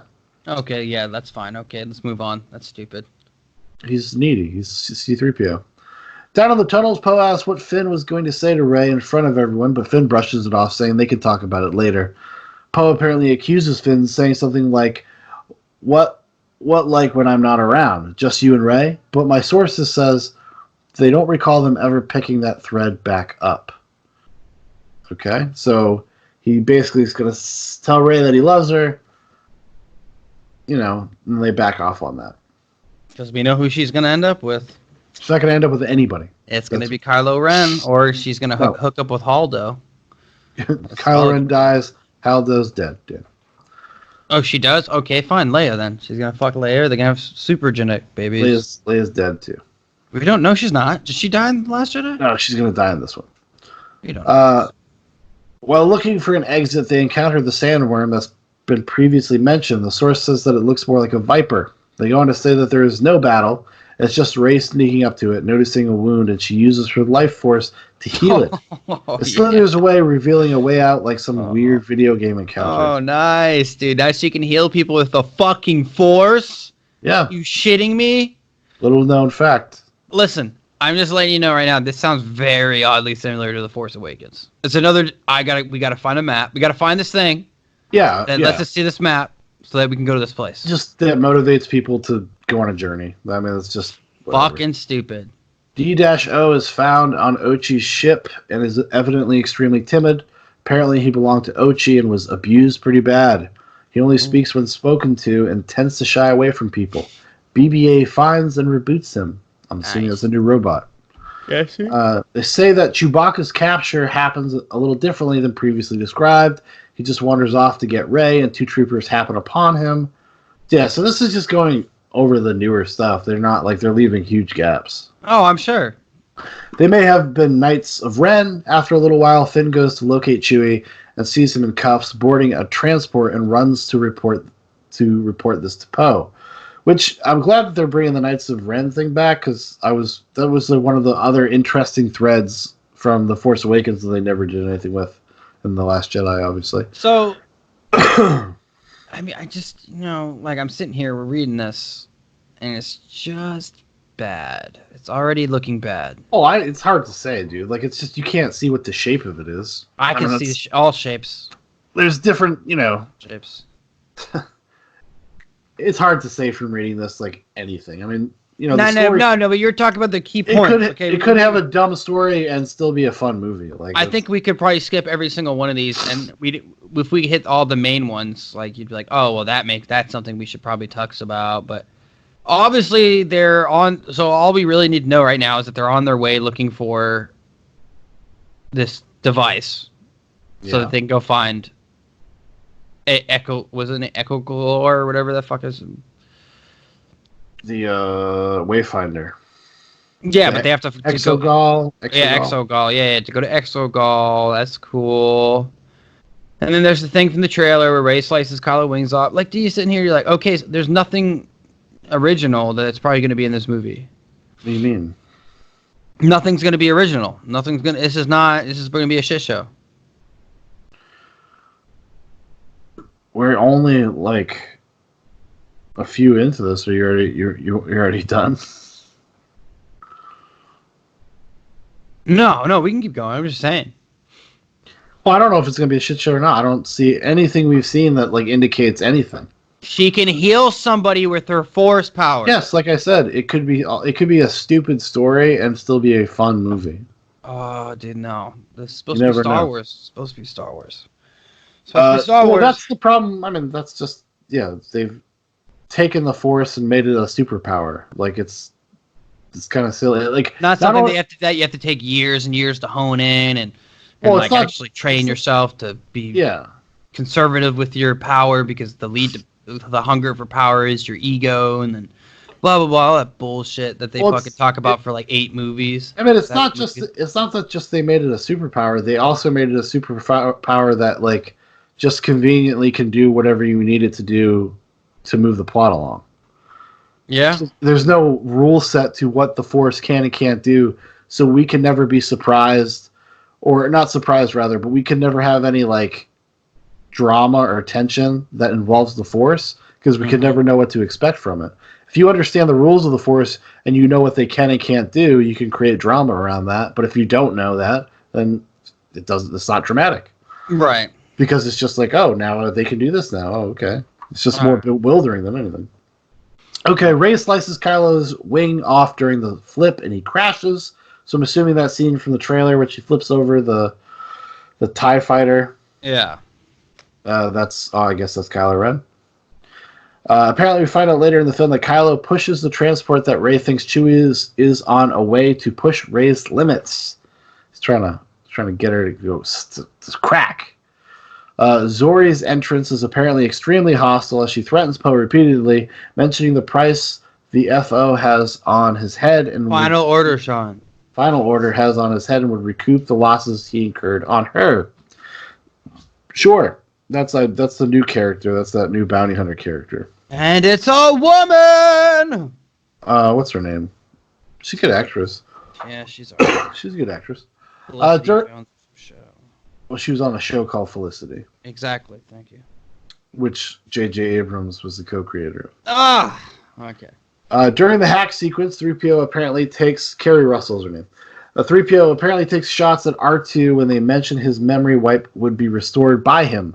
3PO has zero confidence in R2's memory banks. After 3PO's memory is wiped, he blurts out in a deep voice the translation of the Sith dagger, then reboots. He does his standard greeting and asks who everyone is, which Babu Frick is the only one who responds. Later, when Babu reappears, 3PO claims, I know Babu Frick. He's one of my oldest friends, because his old memory was not yet restored. Zori and Poe reminisce, and she tells him about the medallion, but she tries to get him to leave, with her leaving everything behind. She gives it to him later, once the area is being assaulted by Final Order troops. By foe troops, yes. When Rey grabs the dagger in Kylo's quarters on his Star Destroyer, she sees Ochi attacking her parents. They apparently left her on Jakku, ran and later are killed in what appears to be a city setting, not in Jakku, according to this person. They apparently killed because they won't reveal where Rey is. So somebody was Ray protecting Ray and Kylo are hanging out. They ditched her on Jakku. It seems like she's with Kylo for some reason. Yeah, like they're banging. That's what I see. I'm assuming she's a prisoner or she's gonna end up pregnant, dude. You watch. Fulfill her role as a woman. We'll see. Okay, after Hux rescues the heroes on the Star Destroyer. Oh yeah, I think Hux actually turns good. He tells Poe to shoot him in the arm, but Poe shoots him in the leg instead. When asked why he's helping them, Hux replies that he doesn't care if the Force Order wins. He just wants Kylo to lose. He's killed by pride when he reports the incident, as it's too obvious what actually happened. So Hux just hates Kylo Ren so much that he's willing to die for it. He's willing to die for it. Willing to sabotage him. Oh, that's baller, if I've ever heard. That's baller. They're basically just returning back to the Force Awakens dynamic, because in that one they have more of this contentious, like, trying to one-up each other, trying to be daddy's favorite. Yeah, kind of. Which they completely don't do anything with in the Last Jedi. And he has to get shot in the arm, and Poe fucking shoots him in the leg. Kind of a dick move, because now he can't really run. He can't walk. Shit. We all know this. Kind of fucked up, honestly. With regards to the location of the Death Star wreckage, it is called out as Endor, not the Forest Moon, though. It still seemed a bit debatable. We see Ewoks looking skyward during the planetary celebration, but not during the Endor sequence. No! On Endor, do it to me again, dude. Jana, her cohorts explained that they were First Order troopers who mutinied during a battle, refusing to fire on civilians, and managed to escape on the ship they were in. Holy shit. Well, it's kind of hard. Some of the stuff doesn't make any sense because I don't have the context for it. So. No, obviously, yeah. I would have the context if we get that they're ruining it even more. So it sounds great. Let's keep going. I haven't heard anything that's that wild, honestly. There's no plot points in here that I've heard that are like crazy. Nothing crazy? Let's see. Let's continue. Other than being able to use the Force to heal a worm. Breed slave! Rey isn't provided the water skiff she uses to reach the Death Star wreckage. She just takes it, and they find her attempting to sail it to the wreck. They were told to wait until dark when the tides die down, but Rey won't wait. So they're at the wreckage on Endor. Yeah, but the wreckage of Death Star 2. Rey must go and join the bad guys at one point. There's something that happens. I think it's something when Kylo tries to attack her. It seems like he probably gets like knocked out or something. He gets like fucked up and injured. Ship gets left behind or whatever. But she can't hurt him because she's so good. But like, no, because to say Rey, what does it say? She just takes the skiff and doesn't say anything to anybody. So it seems like she just steals something. They go to Endor. They're on Endor. God damn it, dude! They really had to fucking do that again. She steals a skiff to go because you see in the trailer, right? Like the Death sailboat Star 2, looking thing. Well, no, but you see the Death Star 2 in the water. And overlooking the thing. That's the part where you hear Luke Skywalker voice is like, nothing's ever really over. Oh, here in this. So this is where the next paragraph for interaction looks like. This is from the trailer. It's okay. What is it? The source claims that Rey actually interacts with the dark vision of herself on the Death Star after touching the Wayfinder. Dark Rey uses her folding lightsaber to trap real Rey's own blade, easily gaining the upper hand and driving home the point of how much more powerful she could be if she submitted to the darkness. After this, she snaps back to reality. Yeah. This person is under the impression that it may be Leia who snaps Rey out of her dark vision. They claim that right after that moment, we skip to her weakened being let out of the command room back at the base, and someone comments that it will take everything she has left to reach her son. During Kylo and Rey's duel on the Death Star wreckage, Rey is angrily fighting Kylo. We see her even force push Finn and Jana out of the zone. So is Endor? That's supposed to be where the last rebel base is. They go back as they know the Ewoks are the only thing really strong enough to take down any type of serious. And the Ewoks basically just lays waste to the final order. Dude, that would actually be sick. They actually just put themselves in giant wooden catapults and fling them at the Star Destroyers in outer space. It's like, God damn it, they really are fucking incredible creatures. Very intuitive and can make some awesome machines. But I can already see where this is going. Where basically it looks like basically what you said. They meet somehow. Kylo, she doesn't want to kill him, so she takes him back to Leia, and all this shit on Endor. This is what it looks like. That's what I can surmise so far. Okay, this person says that Leia's final word is Ben, which catches Kylo's attention and is what distracts him long enough for Rey to stab him through the abdomen and then subsequently heal him. Oh my god, wow, you could have killed the motherfucker, dude. So what they're trying to do here, I think, is do a fake out to make you think that she's like Darth Plagueis. Wait until the new one. Wait until the next one, Shaun. But no, hold on. It's no fun if we just read it. We gotta I know, but I'm just saying, dude, this one is fucking bullshit. So anyway, if you remember from the prequels and remember from the other, they have the story of Darth Plagueis who could stop people from dying. It's one of the motivations for Anakin to become bad, to go to the dark side. Oh. And I think what they're doing is they're trying to do like a fake out where you're gonna think that she's like Darth Plagueis' kid or a clone of Darth Plagueis or something. Ooh. Okay. After Kylo is stabbed, Han shows up out of nowhere. Not a Force ghost. It's as if he's standing there alive again. He gives Kylo some words of encouragement, and then their conversation very closely mirrors Han's death scene in The Force Awakens, including the "I know what I have to do, but I don't know if I have the strength to do it" line. He even holds the lightsaber in the same spot, but he turns and throws it into the watery wreckage of the Death Star. Beautiful. Yes. Closure. That's what I needed. Right there. Fantastic film. Fantastic. 10 out of 10. When Luke catches the lightsaber that Rey throws into the wrecked TIE she used to get to Ahch-To, Luke apparently says something about how something like this shouldn't just be discarded. No, this is great. This is great, dude. Look at this. We can save this for the collection. Oh no, JJ's being like, this is a little JJ versus Ryan Ruin Johnson moment. He's like, oh, you threw the fucking lightsaber away, threw it over his shoulder like a piece of shit. Well, now when he catches it, he says, hey man, these things are important. They're important artifacts. Who catches it? Luke. Wait, what the fuck? I'm assuming it's a Force ghost. Oh, that's fucking stupid. This is great, dude. This is going to be so bad. I can't wait to see this fucking film. Continue! Some of the young Luke Leia scenes I previously described are still intact during the Ahch-To scenes. Style-wise, it almost looks like a droid projection. The content is that it's Leia's last training session, and she's sparring with Luke, but he mentions she stops and quits being a Jedi because she had a vision of her son fall to the dark side and death. So what the fuck? Confirms that both Luke and Leia know Rey is a Palpatine, yet chose to train her anyway. Self-masturbation. That's what this movie is, Shaun. Self-masturbation. Over and over again. It proves itself to be incapable of doing anything original. Well, it's just like too convoluted. Too contrived. It's too sci-fi.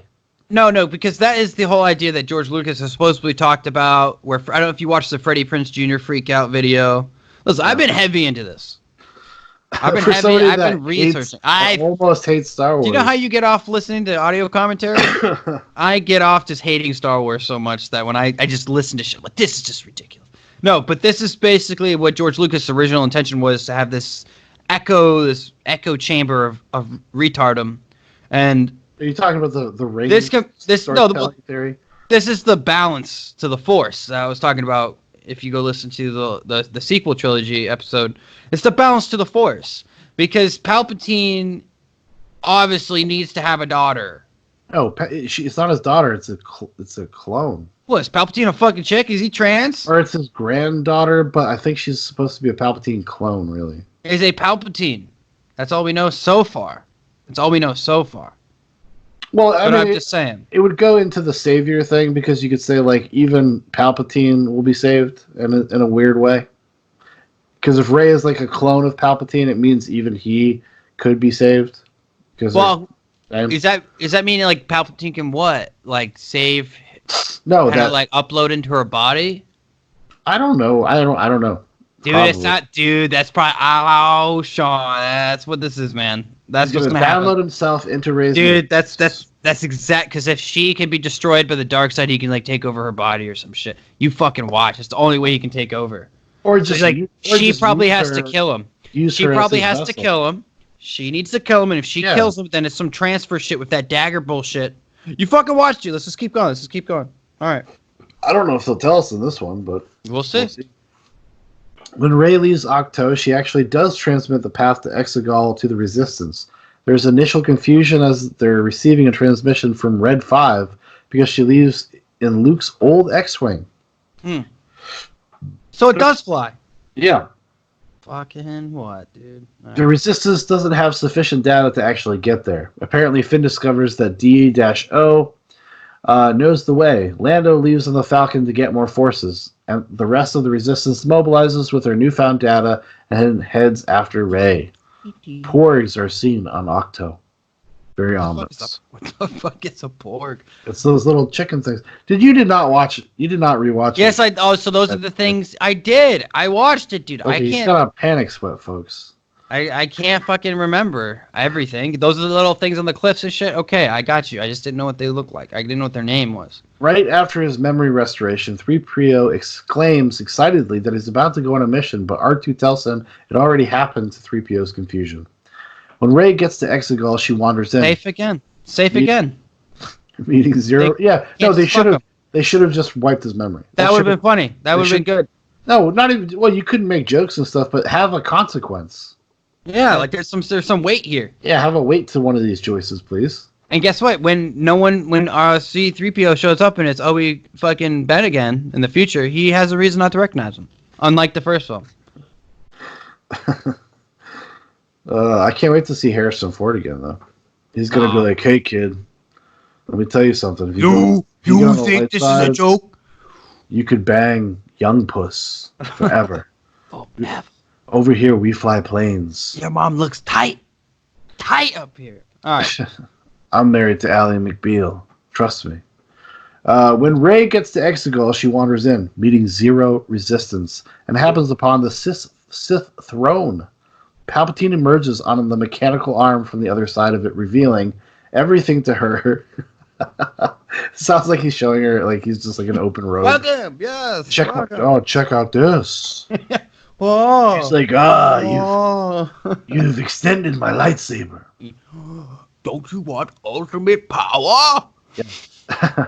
I'm about to show you unlimited power, young lady. Yeah. Everything to her, including that the assassin was meant to retrieve her, never to kill her. They get surrounded by hundreds, if not thousands, of Palpatine's acolytes. What is that? Sort of STD? What is that? An acolyte? I know what it is. It's a joke. It's like people. I get it. Followers. His followers. While Palpatine goading Rey into killing him, he points out the fleet, claiming she could become Empress Palpatine.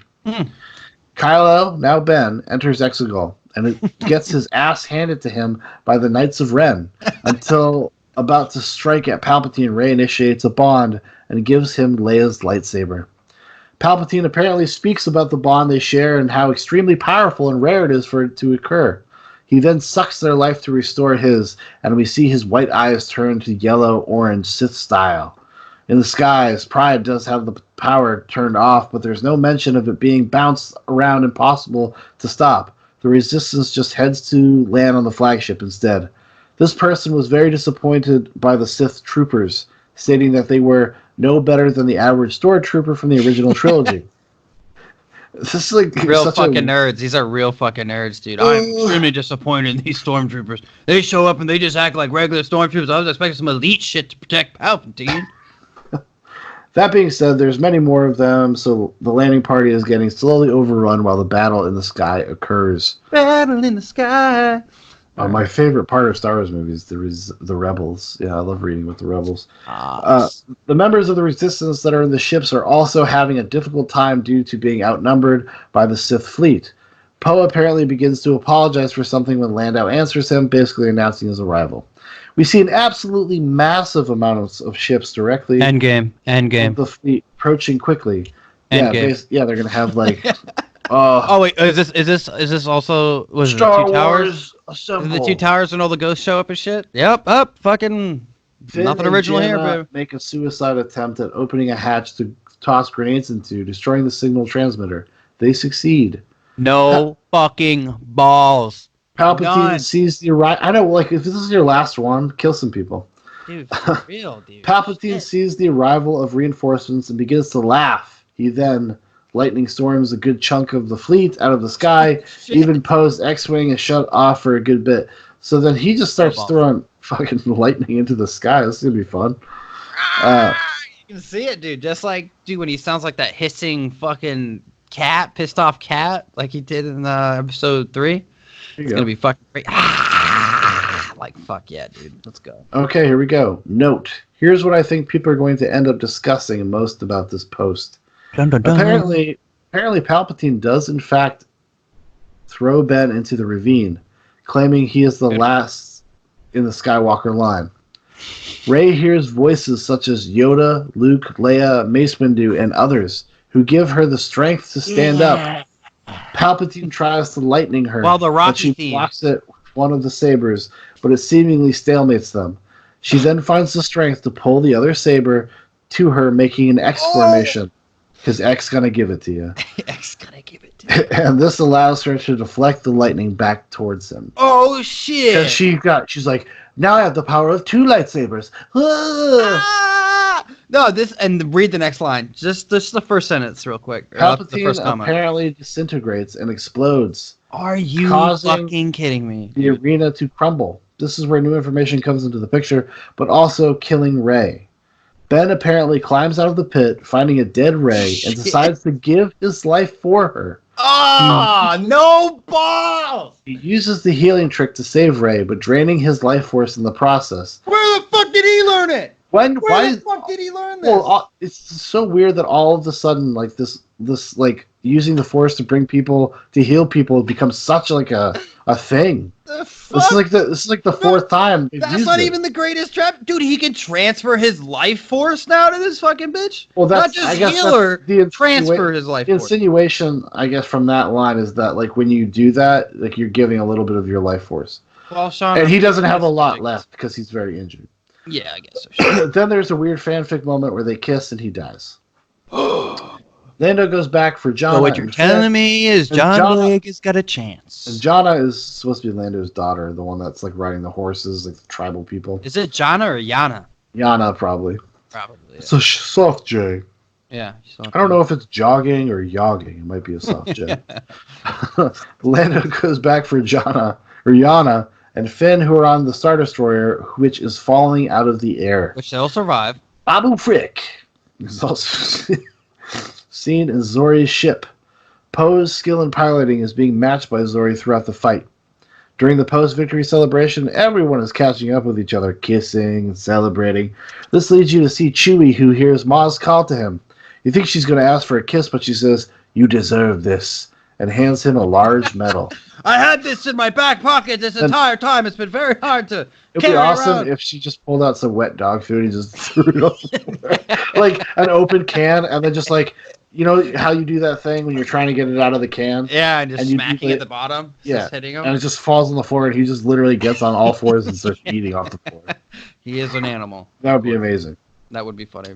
After seeing everyone kissing Poe, apparently he gives Zori a side nod, insinuating they should head elsewhere for a bit, to which she shakes her helmet no.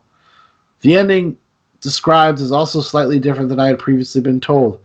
Rey didn't disassemble Luke and Leia's lightsabers. She came to the moisture farm to bury them. She now has a black and gray handled lightsaber which she ignites to show a yellow blade.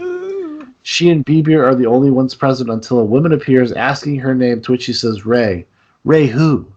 Then, seeing Luke and Leia's ghost in the distance, replies, Rey Skywalker, as she clearly sees them as the parents she never was able to have. Rey and BB look up at the setting twin suns, and the movie ends. I can't recall, but I believe D.O. was there too. Concerning some of the frequently asked questions. Is Anakin in the movie? He was not at all that I noticed. Now, this was the thing that came out actually in the leaks, that they had filmed a bunch of stuff with Hayden Christensen, and that they had reduced him basically to be one of the voices Rey hears that gives her encouragement at the end, and he was not stoked about it. And they didn't even probably show him because they knew it would piss off so many fucking people. No, Once people again, came around. Like no people balls. come around. This is the ballsiest. Like the only reason I can think of why, if she does die, this is true, it's because she literally said, "I'm not fucking doing another one. I'm not doing it. I'm not doing this again." Who? Daisy Ridley. I guarantee that's what happened. Yeah, She went to Jay. She's like, "Dude, I'm done. What are you talking I'm about? not He doing it." brings her back to life. Oh shit, that's right. I fucked that up. Literally, And then Ben literally dies. Kylo Ren dies. Yeah. Kylo Ren does. It literally ends with her going to God damn it. the moisture farm from A New Hope God to damn it. bury the lightsabers, and then she's like, "I'm Rey Skywalker." I'm motherfucking Ray, bitch. Ray Skywalker. Okay, I'm here we not go. Palpatine. Another frequently asked question: is there an explanation of how Palpatine survived Return of the Jedi? It is pretty ambiguous. He's not really alive. It's pretty horrific in that he's basically a corpse puppet on some sort of rigging, but he's able to speak through the body via his spirit. Called it. He's also all of the souls of the past Sith in the body. Eventually, he manages to restore life to the body, though. I can't recall if they directly mentioned how the body was still intact, but it was sort of horror mad scientist lab, so it might not be his original body. Do we see any Force ghosts in the movie? In response to my previous comments that we see Luke and Leia and hear voices of several others, you're spot on with the voices. They reach out to Rey in her time of need. You also get Mace Windu, Yoda, and Luke from the more prominent voices I can recall. Correct on the ghost appearances too, although there's a weird ghost vision scene in which Luke explains he was training Leia and she felt a disturbance. They aren't the ghosts of Luke and Leia, but they are ghostly. Does Kylo/Ben really die in the movie? The pit doesn't kill him, but that does happen. And which, yeah. What about Matt Smith? I googled Matt Smith. I don't remember seeing him. So there you have it. Believe it, don't believe it, treat it as fact, fiction, rumor, or otherwise. It doesn't really matter at this point if it ever really did. We all know the truth soon enough, so this will probably be the last story-related post I make about the new movies. I mean, that stuff was just a bunch of random tidbits, I suppose. Kind of. No, listen. I see the movie perfectly now. What I see is this movie has no fucking balls. None. Like, no, none. It's gonna be very... Dude, The Force Awakens has more fucking balls than this fucking movie. The Last Jedi almost has as much balls as this fucking movie. Dude, how... If this is true, stop getting too excited because these are just rumors. Rumors lead to suspicion. It seems pretty plausible. It seems almost like crazy. But then again, too, Star Wars fans are fucking nuts. It lines up with like the trailers you've seen. Sure. But that's how a good fucking faker would do it. They leave all the little things that you've seen already, and then they just expound upon that. It doesn't, but none of this sounds so crazy that you're like, well, that's ridiculous. Like it sounds like, yeah, I could see that. It sounds like they have no other fucking option. And I am... Well, I can't believe that they're making that this new force power that has never been in any of the other movies is like becomes the crux of the movie. Well, this is the biggest problem with this fucking whole movie. So with any of these movies... I'll heal you, you heal me, I heal this worm, whatever. I feel like I'm watching Supernatural seasons 5, 8, and 9, where he just keeps going back to hell and coming back. Fucking... Jensen Ackles' character, but I don't really know the season, so I was making that up. But there's not a. It just seems like they just give up, dude. They just gave up. They said, "Okay, we got a fan favor, fine."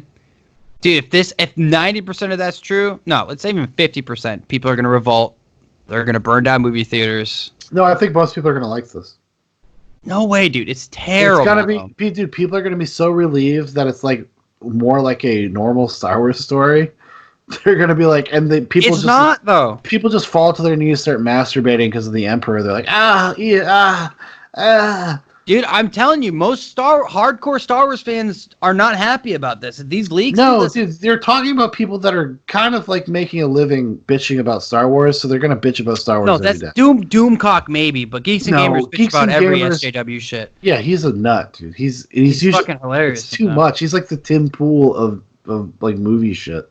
Yeah, but it's fucking hilarious, and you gotta like the quartering. They all they do is they just exaggerate and like it's the okay. Fair. The quartering's pretty fair. Every once in a while, like I'll watch that stuff occasionally, But dude, it gets so exhausting. You guys are No, the like quartering broken is fair. records. The quartering is fair. So, The quartering is yes, but he also is a drama queen too. It's just like They're all Shaun. That's how they make money. I know that. Talking That's what I'm about? saying. You got to consider the Blair source. White had to talk about Jessica Yaniv again today, dude. Her views are hurting, and I support her, Shaun.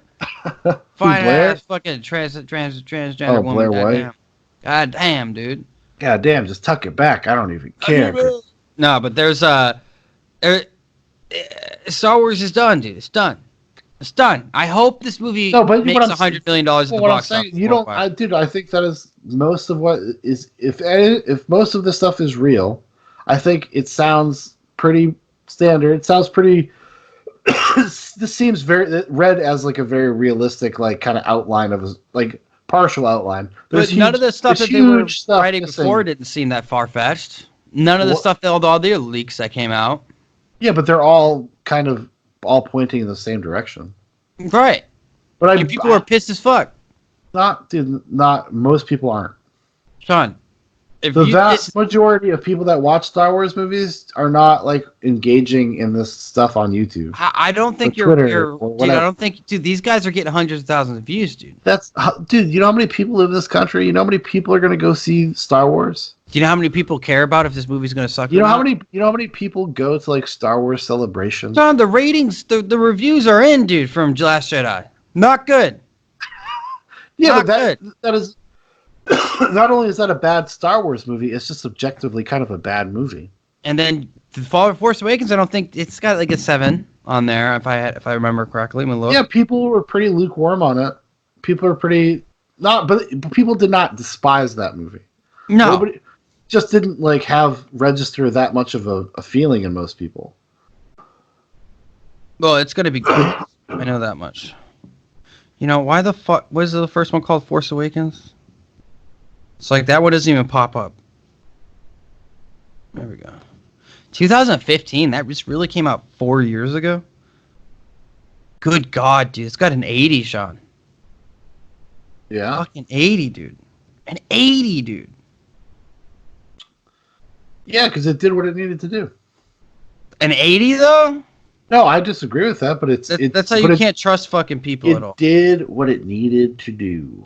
It got by on its own bullshit. Let's see what The Last Jedi did. 85 for Metacritic. This is off IMDb. And 7.1. 7.1. Okay. I don't buy it, This buddy. is disappointing, dude. I have never like seen like a like people that are into Star Wars say that they like really love The Last Jedi.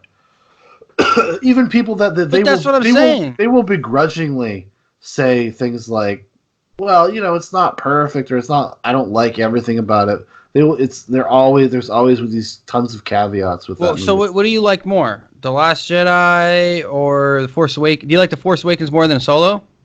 Yes, I think it's just a better movie. It holds up then by what you think. I mean, Solo is not great, but it's also I think it's got Woody Harrelson. I think Solo. My thing with Solo is I had so low of expectations for it that it actually surprised me that it wasn't awful. Like, I was surprised that the cast was pretty like charming, and I actually the young Han Solo dude they got was not awful. And he did his own thing with the character too, where it felt like Han Solo, but it also felt like his take on Han Solo. It has some fun, like the heist sequence in the beginning is actually pretty fun. Listen, man, all I know it's not bad. Is that this new Star Wars is going to fucking suffocate itself. So that's all I know.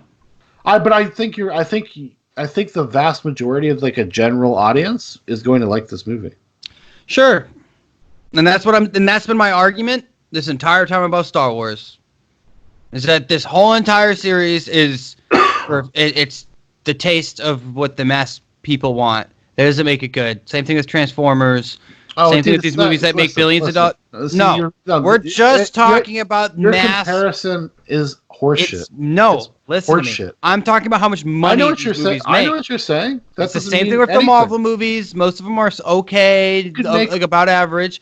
They got all the themes, they got all the fucking writing, and all the fucking money invested in it. No, they don't.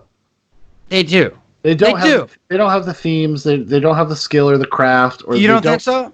No. Really? Those are the most shallow fucking movies on the planet Earth that are masquerading as deep movies. They're masquerading, but there's really nothing going on in those. Have you ever heard I am Iron Man? What?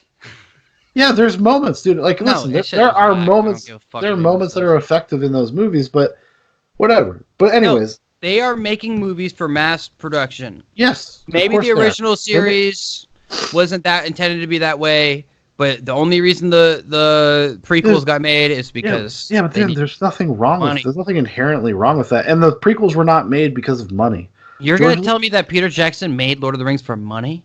No, he didn't. No, because he fucking loved that shit. Yeah, Shaun. but the prequels were not like some sort of like, it was a fan demand. People have been wanting it for years. You think George Lucas needed that trouble? Probably. No, he just did it because he was like, he wanted to. He always clearly wanted to do it. I'll make a few bones off of this. I'm sure he was thinking. So how much did he sell Lucasfilms for? Like $3.5 billion or some shit? It was billions. It was billions of dollars. Yeah. He's sitting there in his fucking goddamn Doc Ock costume, walking around his house. He said, "Don't insult me, white slaver." And they said, and then they slid the number over the desk to him, and he's like, "Oh, okay, never mind. There you go, white slaver." I'm gonna be able to buy at least 6 more George Lucas ranches with this. Yeah. Because isn't his ranch like massive? He has like this massive where he holds all the Star Wars original Star Wars shit. He used to, yeah. So all in big warehouses. Oh, I bet he still owns that shit. Do you know every single movie that features one of his characters, his original characters, he gets a cut of? Yeah, I know. That's like a pretty decent cut. That's part of the thing that like geeks and gamers and they freak out about. They're like, Disney's trying to they're trying to cut George Lucas out. They don't want to give him money. Yeah, that's why they're killing these characters. It's like, no, dude. Sometimes. No, that's probably why. That probably makes sense. You know how I know he's a fucking moron is because he said that about Han Solo. Guess what? Harrison Ford wanted Han Solo dead a long time ago, and he saw his chance. He's like, well, give me a bunch of money, and you kill me, and I'll fucking be in your movie. That's what happened. Yeah. Chewbacca's still in all the movies. R2-D2's still on all the movies. C-3PO's like these dudes just grab anything. They're slowly getting. Yeah. At the end of the last one, even Luke and Leia, they're dead. They're gonna be in the new one. Like Leia's not dead. She's dies injured right now, and then she's gonna get fucking healed by some Kylo Ren. She dies. Fucking Luke Force fucking Field's gonna come in and teach Ren how to fucking heal or Rey. It was implied in those notes that she dies while reaching out to Kylo Ren. Reaching out to what? Reaching out psychically to Kylo Ren. Oh, I'm sure. I guess she says Ben. He hears her. It like wakes him up, or some bullshit. Ben Gay. I don't know, dude. I don't know. I don't think it's probably going to be that terrible, but it is going to be one of those movies where you're going to like it. You're going to walk into the theater and you'll be like, that wasn't that bad, guys. No, I'm not donating money to fucking children or some sort of charity. Fuck that. No, I honestly, I will sit there. I don't think it's going to be that great. I really don't. I have no expectation for it. I have to say the movie is good. If I say the movie is all right, it doesn't count. I try to go into, even this movie, I'm going to try to go in with an open mind. Oh, no. Oh, no. Oh, no, I'm going in biased as fuck. Why? Because they deserve it. After every horrible Star Wars movie they've made. After all they've put me through. They've literally only made one really good Star Wars movie. You put yourself through this. In fact, I believe this whole thing was your idea. This was not my idea. Star Wars Month was your idea. Oh, no. Was it? Was it really? Are you actually saying that as an honest person right now? Seriously, it was. And I was like, yeah. I feel like you're full of shit. I said, we'll do it. And actually, I do remember that. You're right. I really do think I have brain problems because Mom gave me my tax stuff when I was home. You don't know where it is? No, I got it now. I found it in the car, but I didn't remember her giving it to me at all. I was like, "What are you talking about? You didn't give me shit." You heard it right here, folks. This man has brain problems. I might legit probably have brain problems, man. He thinks we're talking about some sort of, I don't know, something else. He doesn't even know what Star Wars is. Who is Star Wars? I mean, I don't know. Do you remember when I said the word porgs and he was confused? Yeah, I was like, what the fuck? Dude, I swear, dude, I watched that movie. I was even had it on when I was sitting there playing guitar before we got on. And I do not remember him being called poor. I just hate the movie. I hate these movies so much. I don't want to retain too much either. So now you hate them. It's not a hate. Okay, honest. It's not a hate, but it makes me want to hate them more. They're overblown, overbloated. Everybody loves them for the stupid reasons. They're okay movies. 90% of them are okay, subpar, and then you have one really good one really excellent. That's a great film on its own and in the series. It's the only one that really stands apart. And The Force Awakens is like okay, it's not bad. The Last Jedi is garbage. I would give that like a 5 or a 4.5. The Last Jedi is like, I know people harp on it, but man, that movie is bad. Like it's so bad. It's the only thing that makes it good, if anything. CGI maybe, I guess. I gotta get cinematography's okay. I didn't even think the set pieces are very good. Like it's just there is no set pieces. Subversion. Which I guess the new technology that you were talking about, I was reading about. That shit was pretty crazy. You thought you were gonna go see a Star Wars movie with set pieces, huh? Subverted. It would have been great if he would have just made it was all a dream or something, and then that would have been the way to do this movie, dude. Like, that whole movie was a dream. We need to do that again or something. They're just so bad. They're all so bad. I can't, dude. I can't wait. I was talking to my friend. He likes Star Wars a lot. He goes, "What are you talking about? They're classics." I'm like, do you know you sound like another fucking Star Wars nerd? Another fucking dude who can't just own up to the fact that these movies are not that great. They were okay for their time, and they're just still okay today. See, but when you say these things like they were okay for their time, like how else are you supposed to judge them? Like you want to bring some. You see, you're like Is Blade Runner still a great movie, Sean? Is Blade Runner an amazing movie still? Is it still awesome to watch? And it's amazing. It's an experience of its own. Sure. You love that film. You love it. I do love Blade Runner. Yeah. And it's not because it was made in 1980 whatever that makes it a good film. Partially is because I get that aesthetic. I get that real grit. I get that real film quality. Like it being made when it was made is kind of essential to it. Okay, whatever. Okay, that's really legit. That doesn't. Because Blade Runner 2049 is not a bad fucking movie, and that shit was all filmed on fucking... Blade Runner 2049 doesn't really hold a candle to the original Blade Runner. No, it doesn't. And you know why? Because it's like... Jared Leto. No, it's the modern filmmaking. It's clean. It's got that digital look to it. It doesn't have... That's preference, dude. That has nothing to do with it being a good or a bad movie. Actually, it's not just preference. You can just look at the way the film is constructed. Sean. The plot of the movie...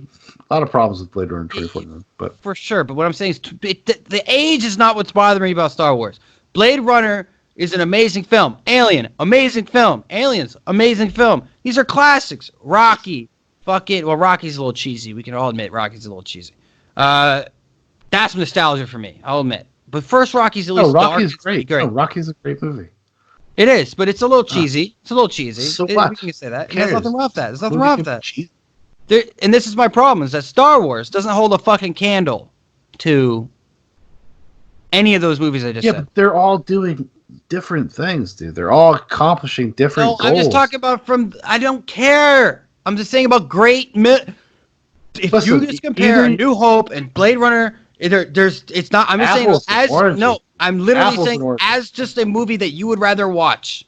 It's going to be Blade Runner every time, and that's probably it would be depending on what mood I'm in. Do I want to watch a flighty, if I had to, Sean, you can never watch Blade Runner again, but you can watch Star Wars anytime you want. Let's bring up a ridiculous thing to prove your point. End of the world, like the island thing. You can only bring like Blade Runner or Star Wars. Which movie you fucking bring? And I already know the fucking answer. Well, because I've never, would never make that choice. If it was a really good movie versus any Star Wars film, you would not fucking take Star Wars. Hold on, dude. Stop. Calm down. It's bullshit, dude. I am not a Star Wars super fan. I never have said that I am, but I'm fair. I'm going to be fair to them. Don't be fair. Be honest. That's all I'm saying. Don't be fair. I would have a preference. I would have a preference for Blade Runner, but in like my day-to-day life, do I want to watch Blade Runner every day? No. Sometimes I'd rather watch Star Wars. But if that's the only movie you could watch, if that's the only one you could have, I'd probably end up hating Blade Runner. Silly movie. Would you really though? Would you really? It's Blade Runner. I mean, they're just, to me, apples and oranges, man. They're Dude, doing, you can't they're say so, that. You say that with everything. You just can't make a choice They on. You have to are make a choice. completely different things, dude. No, they're not. I'm talking about cinema. Cinema. You're not talking about cinema. If you were talking about cinema, you would have respect for a different genre doing something different. Listen, there are great science fiction fantasy movies. Dune, it's not bad. No, Dune's not good. Dune's okay, dude. Dune's not bad. I like the style of Dune, but For Dune the time. it bombed. It was a fucking bomb. No, I'm saying for the time, though, what they made it, the cinematography, and all this shit is so great. The story's got all the themes and the characters and the elements. Dude, that movie is a train wreck. Wind of Fire. The movie's blah, a mess. blah, blah. So is all the Star Wars movies. No, they're not. All of them. All of them. Except. Actually, I'm excited for the new Dune, though. Speaking of, it's the same guy who directed Blade Runner 2049, Denis Villeneuve or whatever. He's doing the new Dune movies. That can't be right. What? Oh, never mind. I was gonna say we haven't been doing this one for 2 hours and 14. No, it's concluding. Yeah. Then I remembered. I was like, what the fuck? Anyway, but there's Star Wars inherently the entire series is a shit show. None of it really is good. So I'm not really worried about going in liking this. I think there are far better movies, far better science fiction movies, or even fantasy-driven movies than this. There's just so many better versions of it. It's just that Disney is a fucking monster. George Lucas is a fucking demigod, and they can go in here and they can fucking. He had this one thing that was pretty okay with Star Wars, and people loved it and were obsessed with it.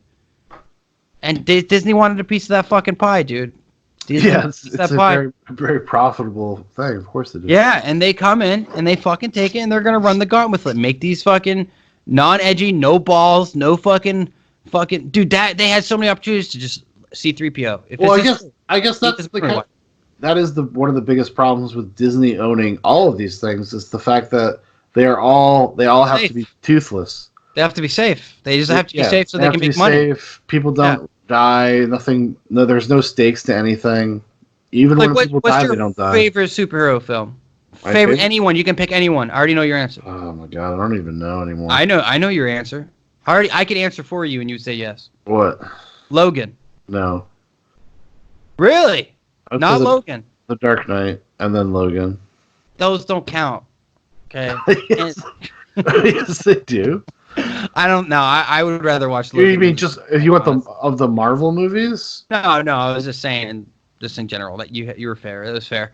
I would rather watch Logan over The Dark Knight. Oh, that's crazy talk. I would. I think I like Logan a lot. I don't know why, but I don't get sick of The Dark Knight. I've seen it 1,000 fucking times.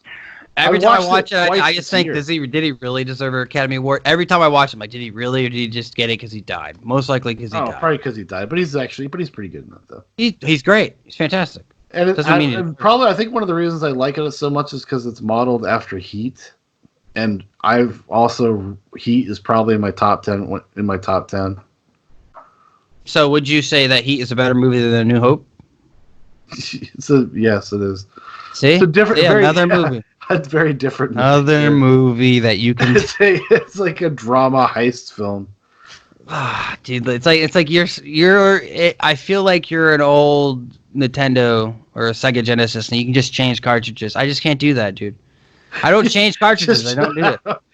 The analogy makes zero sense. You know what I mean? You gotta this works now. This is a different game. I have no sympathy. I have no sympathy. It's either you're a good movie or you're a bad movie. I don't give a fuck if you're science fiction. I'm not gonna give you a break. I'm not gonna give you a break. I love storytelling, and there's different ways to tell stories. And there's shitty way and they never really tell a good story. Yes, they do. What's the best story? Luke's story or Anakin's story? What's the best story? Yeah, what's the best overall? Because that's the main story of episodes 1 through 3 is basically Anakin and Obi-Wan. Sure. Okay. Then you got Anakin and Han and Leia and them, and then I think the Luke Skywalker section of the story is the best section. It's the best section, where Ewoks save the fucking world. That's your pick. Yeah, but that's not like saying I like everything inside of those movies. I mean, you got to take it all. The broad strokes of Star Wars. You can't pick and choose. You got to take it all. So you are willing to take Ewoks. Yeah, I'll take Ewoks. You're a monster, and that's how I know you're not a lover of film. That's how I know.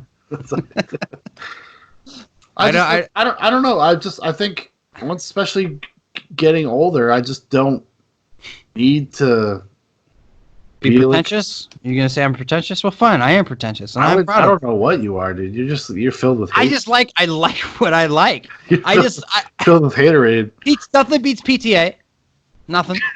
See, you're film bro over here. I really do love Paul Thomas Anderson, though. You know who's great? You know who's great? The Coen Brothers. That's who's great. Okay? And they are, dude. No Country for Old Men. But they make movies that really stand out when I watch them. Dude, they're great. They're amazing. But they're actually on their own. Yes, Star Wars has never been on its own. Yes, it has, obviously. It hasn't. Dan, they're not the same. It's Excalibur, dude. He's got a fucking wizard. So what? It's fucking bullshit. It's bullshit, dude. Now that's a movie. Now you want to talk about a fantasy film. Talk about Excalibur. Yeah, see, Excalibur, I haven't seen it since I was young. I really haven't, so I can't comment. In January, we're going to watch Excalibur. I got it on my Vudu account. Oh, well, there we go. I would probably watch it. It's been a while. I just know what's her name is in it. Helen Mirren. Helen Keller? Yeah, dude. I know Helen Mirren. Yeah, I have like a crush on Helen Mirren. I have a crush on Helen Mirren right now. She's fucking stupid, dude. I would bang her right now. Oh. If you see young pictures of her, Jennifer Lawrence kind of looks like her. Dude, she would get it too. Didn't she suck some dude's dick in Caligula? She was like a wild bitch, dude. She didn't give a fuck. You could tell she was a wild child. But Malcolm McDowell, is that who's in Caligula? She was, yeah. She was in Caligula. No, I don't think she actually fellated her. There was full-blown fellatio, though. I have masturbated. What they did was they shot Caligula, which is a pretty explicit movie, and there's a lot of nudity. And then a porno director who bought the movie went and inserted like real sex shots. Really? So if you see the uncut one, you're actually seeing somebody went in like after the fact, and all the cutaway shots to the orgies and stuff were added in after. That's fucking. Because if you see the rated R one, it's pretty. Oh, that's a Ryan Johnson troll. That would have been awesome if he would have done that shit. Could you imagine if he would have done that shit? I think it was actually because I think it was Penthouse? I think it might have been Penthouse that put Caligula out. And they put porno in it. They put porn in it. Well, it was fucking awesome because that was sick. There's nothing like some vintage porn. But there's plenty of movies that I think are far superior, far better. Ryan Johnson's Brick is an awesome fucking movie. Brick is great. Looper is great. I like Brick more. I think Brick's a better movie in my opinion. I love Brick. I think that's nostalgia in a way. Yeah, but like Brick. You wouldn't want to watch Brick all the time though. Like I mean, Brick's. I just love the beat. I think I've seen it like 3 times, and I don't know if I ever need to watch it again. I think it's one of those movies when you start watching it, you go, I'll finish this. Yeah, I'll watch this. Ah, it's so good, dude. It's so good. It's so great. And it's definitely, maybe it was of the time because I was in high school and I watched it last, probably, actually. No, it was a couple years ago, maybe. Oh, it's been a while. I just really liked it. I really liked Brick. I liked the very novel. Very noir-driven. Feels kind of cool. Beat. It's got like a beat to it. That's interesting. It's just badass. Fucking Joseph Gordon-Levitt's awesome in it. And Looper's good. Looper's great. I just watched it a week or two ago. Yeah, I think Looper's a lot of fun. And Looper also doesn't make a lot of sense, but you can forgive it a little bit. But he tried to make a fucking trilogy. I will say that it knows that it doesn't make any sense, so it kind of makes it okay. Because when they say like, it does. We can't talk about it. Yeah, we know never. It'll be here for hours. You know we don't talk about that time travel crap. Yeah, he's like, we'll be here all fucking day. It's a great scene. No, it is. It's great. But and it kind of gives you the permission to be like, okay, I don't have to care. You could say the same thing about Inception. It's like, well, how the fuck does this work? You just kind of accept it. You're just like, okay, whatever. It's fun, but that movie is not taking itself. Well, Inception might be. Inception is very serious. Yeah, Inception is taking itself. I don't even know. I don't know if Christopher Nolan has a sense of humor. But that's the problem with Star Wars movies. It takes itself way too seriously. It's like fucking law. No, they don't. Yeah, they do, dude. I fucking see George Lucas sitting in his fucking little Weebly chair as he wheeling around He probably doesn't even get up and walk. He is Emperor Palpatine, right? Getting pushed around by some fucking DA. Arm crane. Fucking. Hey, more Jar Jar. Yeah. I know. He's like, make him flappier. Seriously, in episode 1, he goes from little bit of green screen. There's a lot of set pieces. It's pretty. It's not egregious to fuck it, dude. I'm doing green screen this entire fucking time. I think you even brought that up when we did it. Like, no, I didn't realize it. By episode 2, they're full on into green screen. There is nothing that is not green screen in those films. Yeah. There is nothing that's not. And it's disappointing because you just see how lazy of a fucking person George Lucas is. And then it just comes through in his story writing, and it comes through in his fucking not being able to connect 3 and 4, as simple as fucking Obi-Wan Kenobi, like not remembering R2-D2, which still is fucking a Travis. How do you're with that fucking thing all the time. All the fucking time. And you can't even remember it. Yeah. Fucking, that's been a long time since I've heard that name. Shut the fuck up, old man. Shut the hell up. Can't even make it connect. J.J. Abrams does a better job with George Lucas's material than George Lucas did with himself. And that's fucking sad. Yeah, but you can make the argument that he was doing that on purpose. Sure. George Lucas should have done it on purpose then. No, he should I'm have tried saying harder. the character motivation is that he's not going to tell. He's pretending to not know who they are. Or maybe there's just thousands of little droids like that. Like, I don't know. I don't know, dude. I got fucking juked hard. That's all I know. I got... It's like, fucking... I can see you now sitting on your couch, like, with something, like, eating some soup.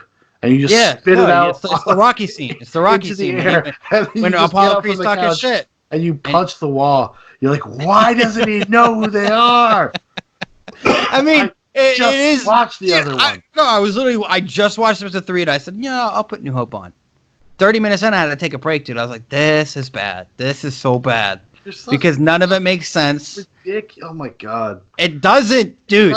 Literally, there's a fucking dude that is out of fucking planet that is fucking there with Luke, who doesn't talk to him his entire fucking life. You're supposed to be trained from a fucking young kid to be a fucking Jedi. Even Anakin's too fucking old. Dude, so Luke is bullshit. Fucking Rey is bullshit. This whole series is bullshit. None of it makes sense. None of it's consistent. They just do whatever they want. And I'm sick of it, man. I'm sick of it. Sick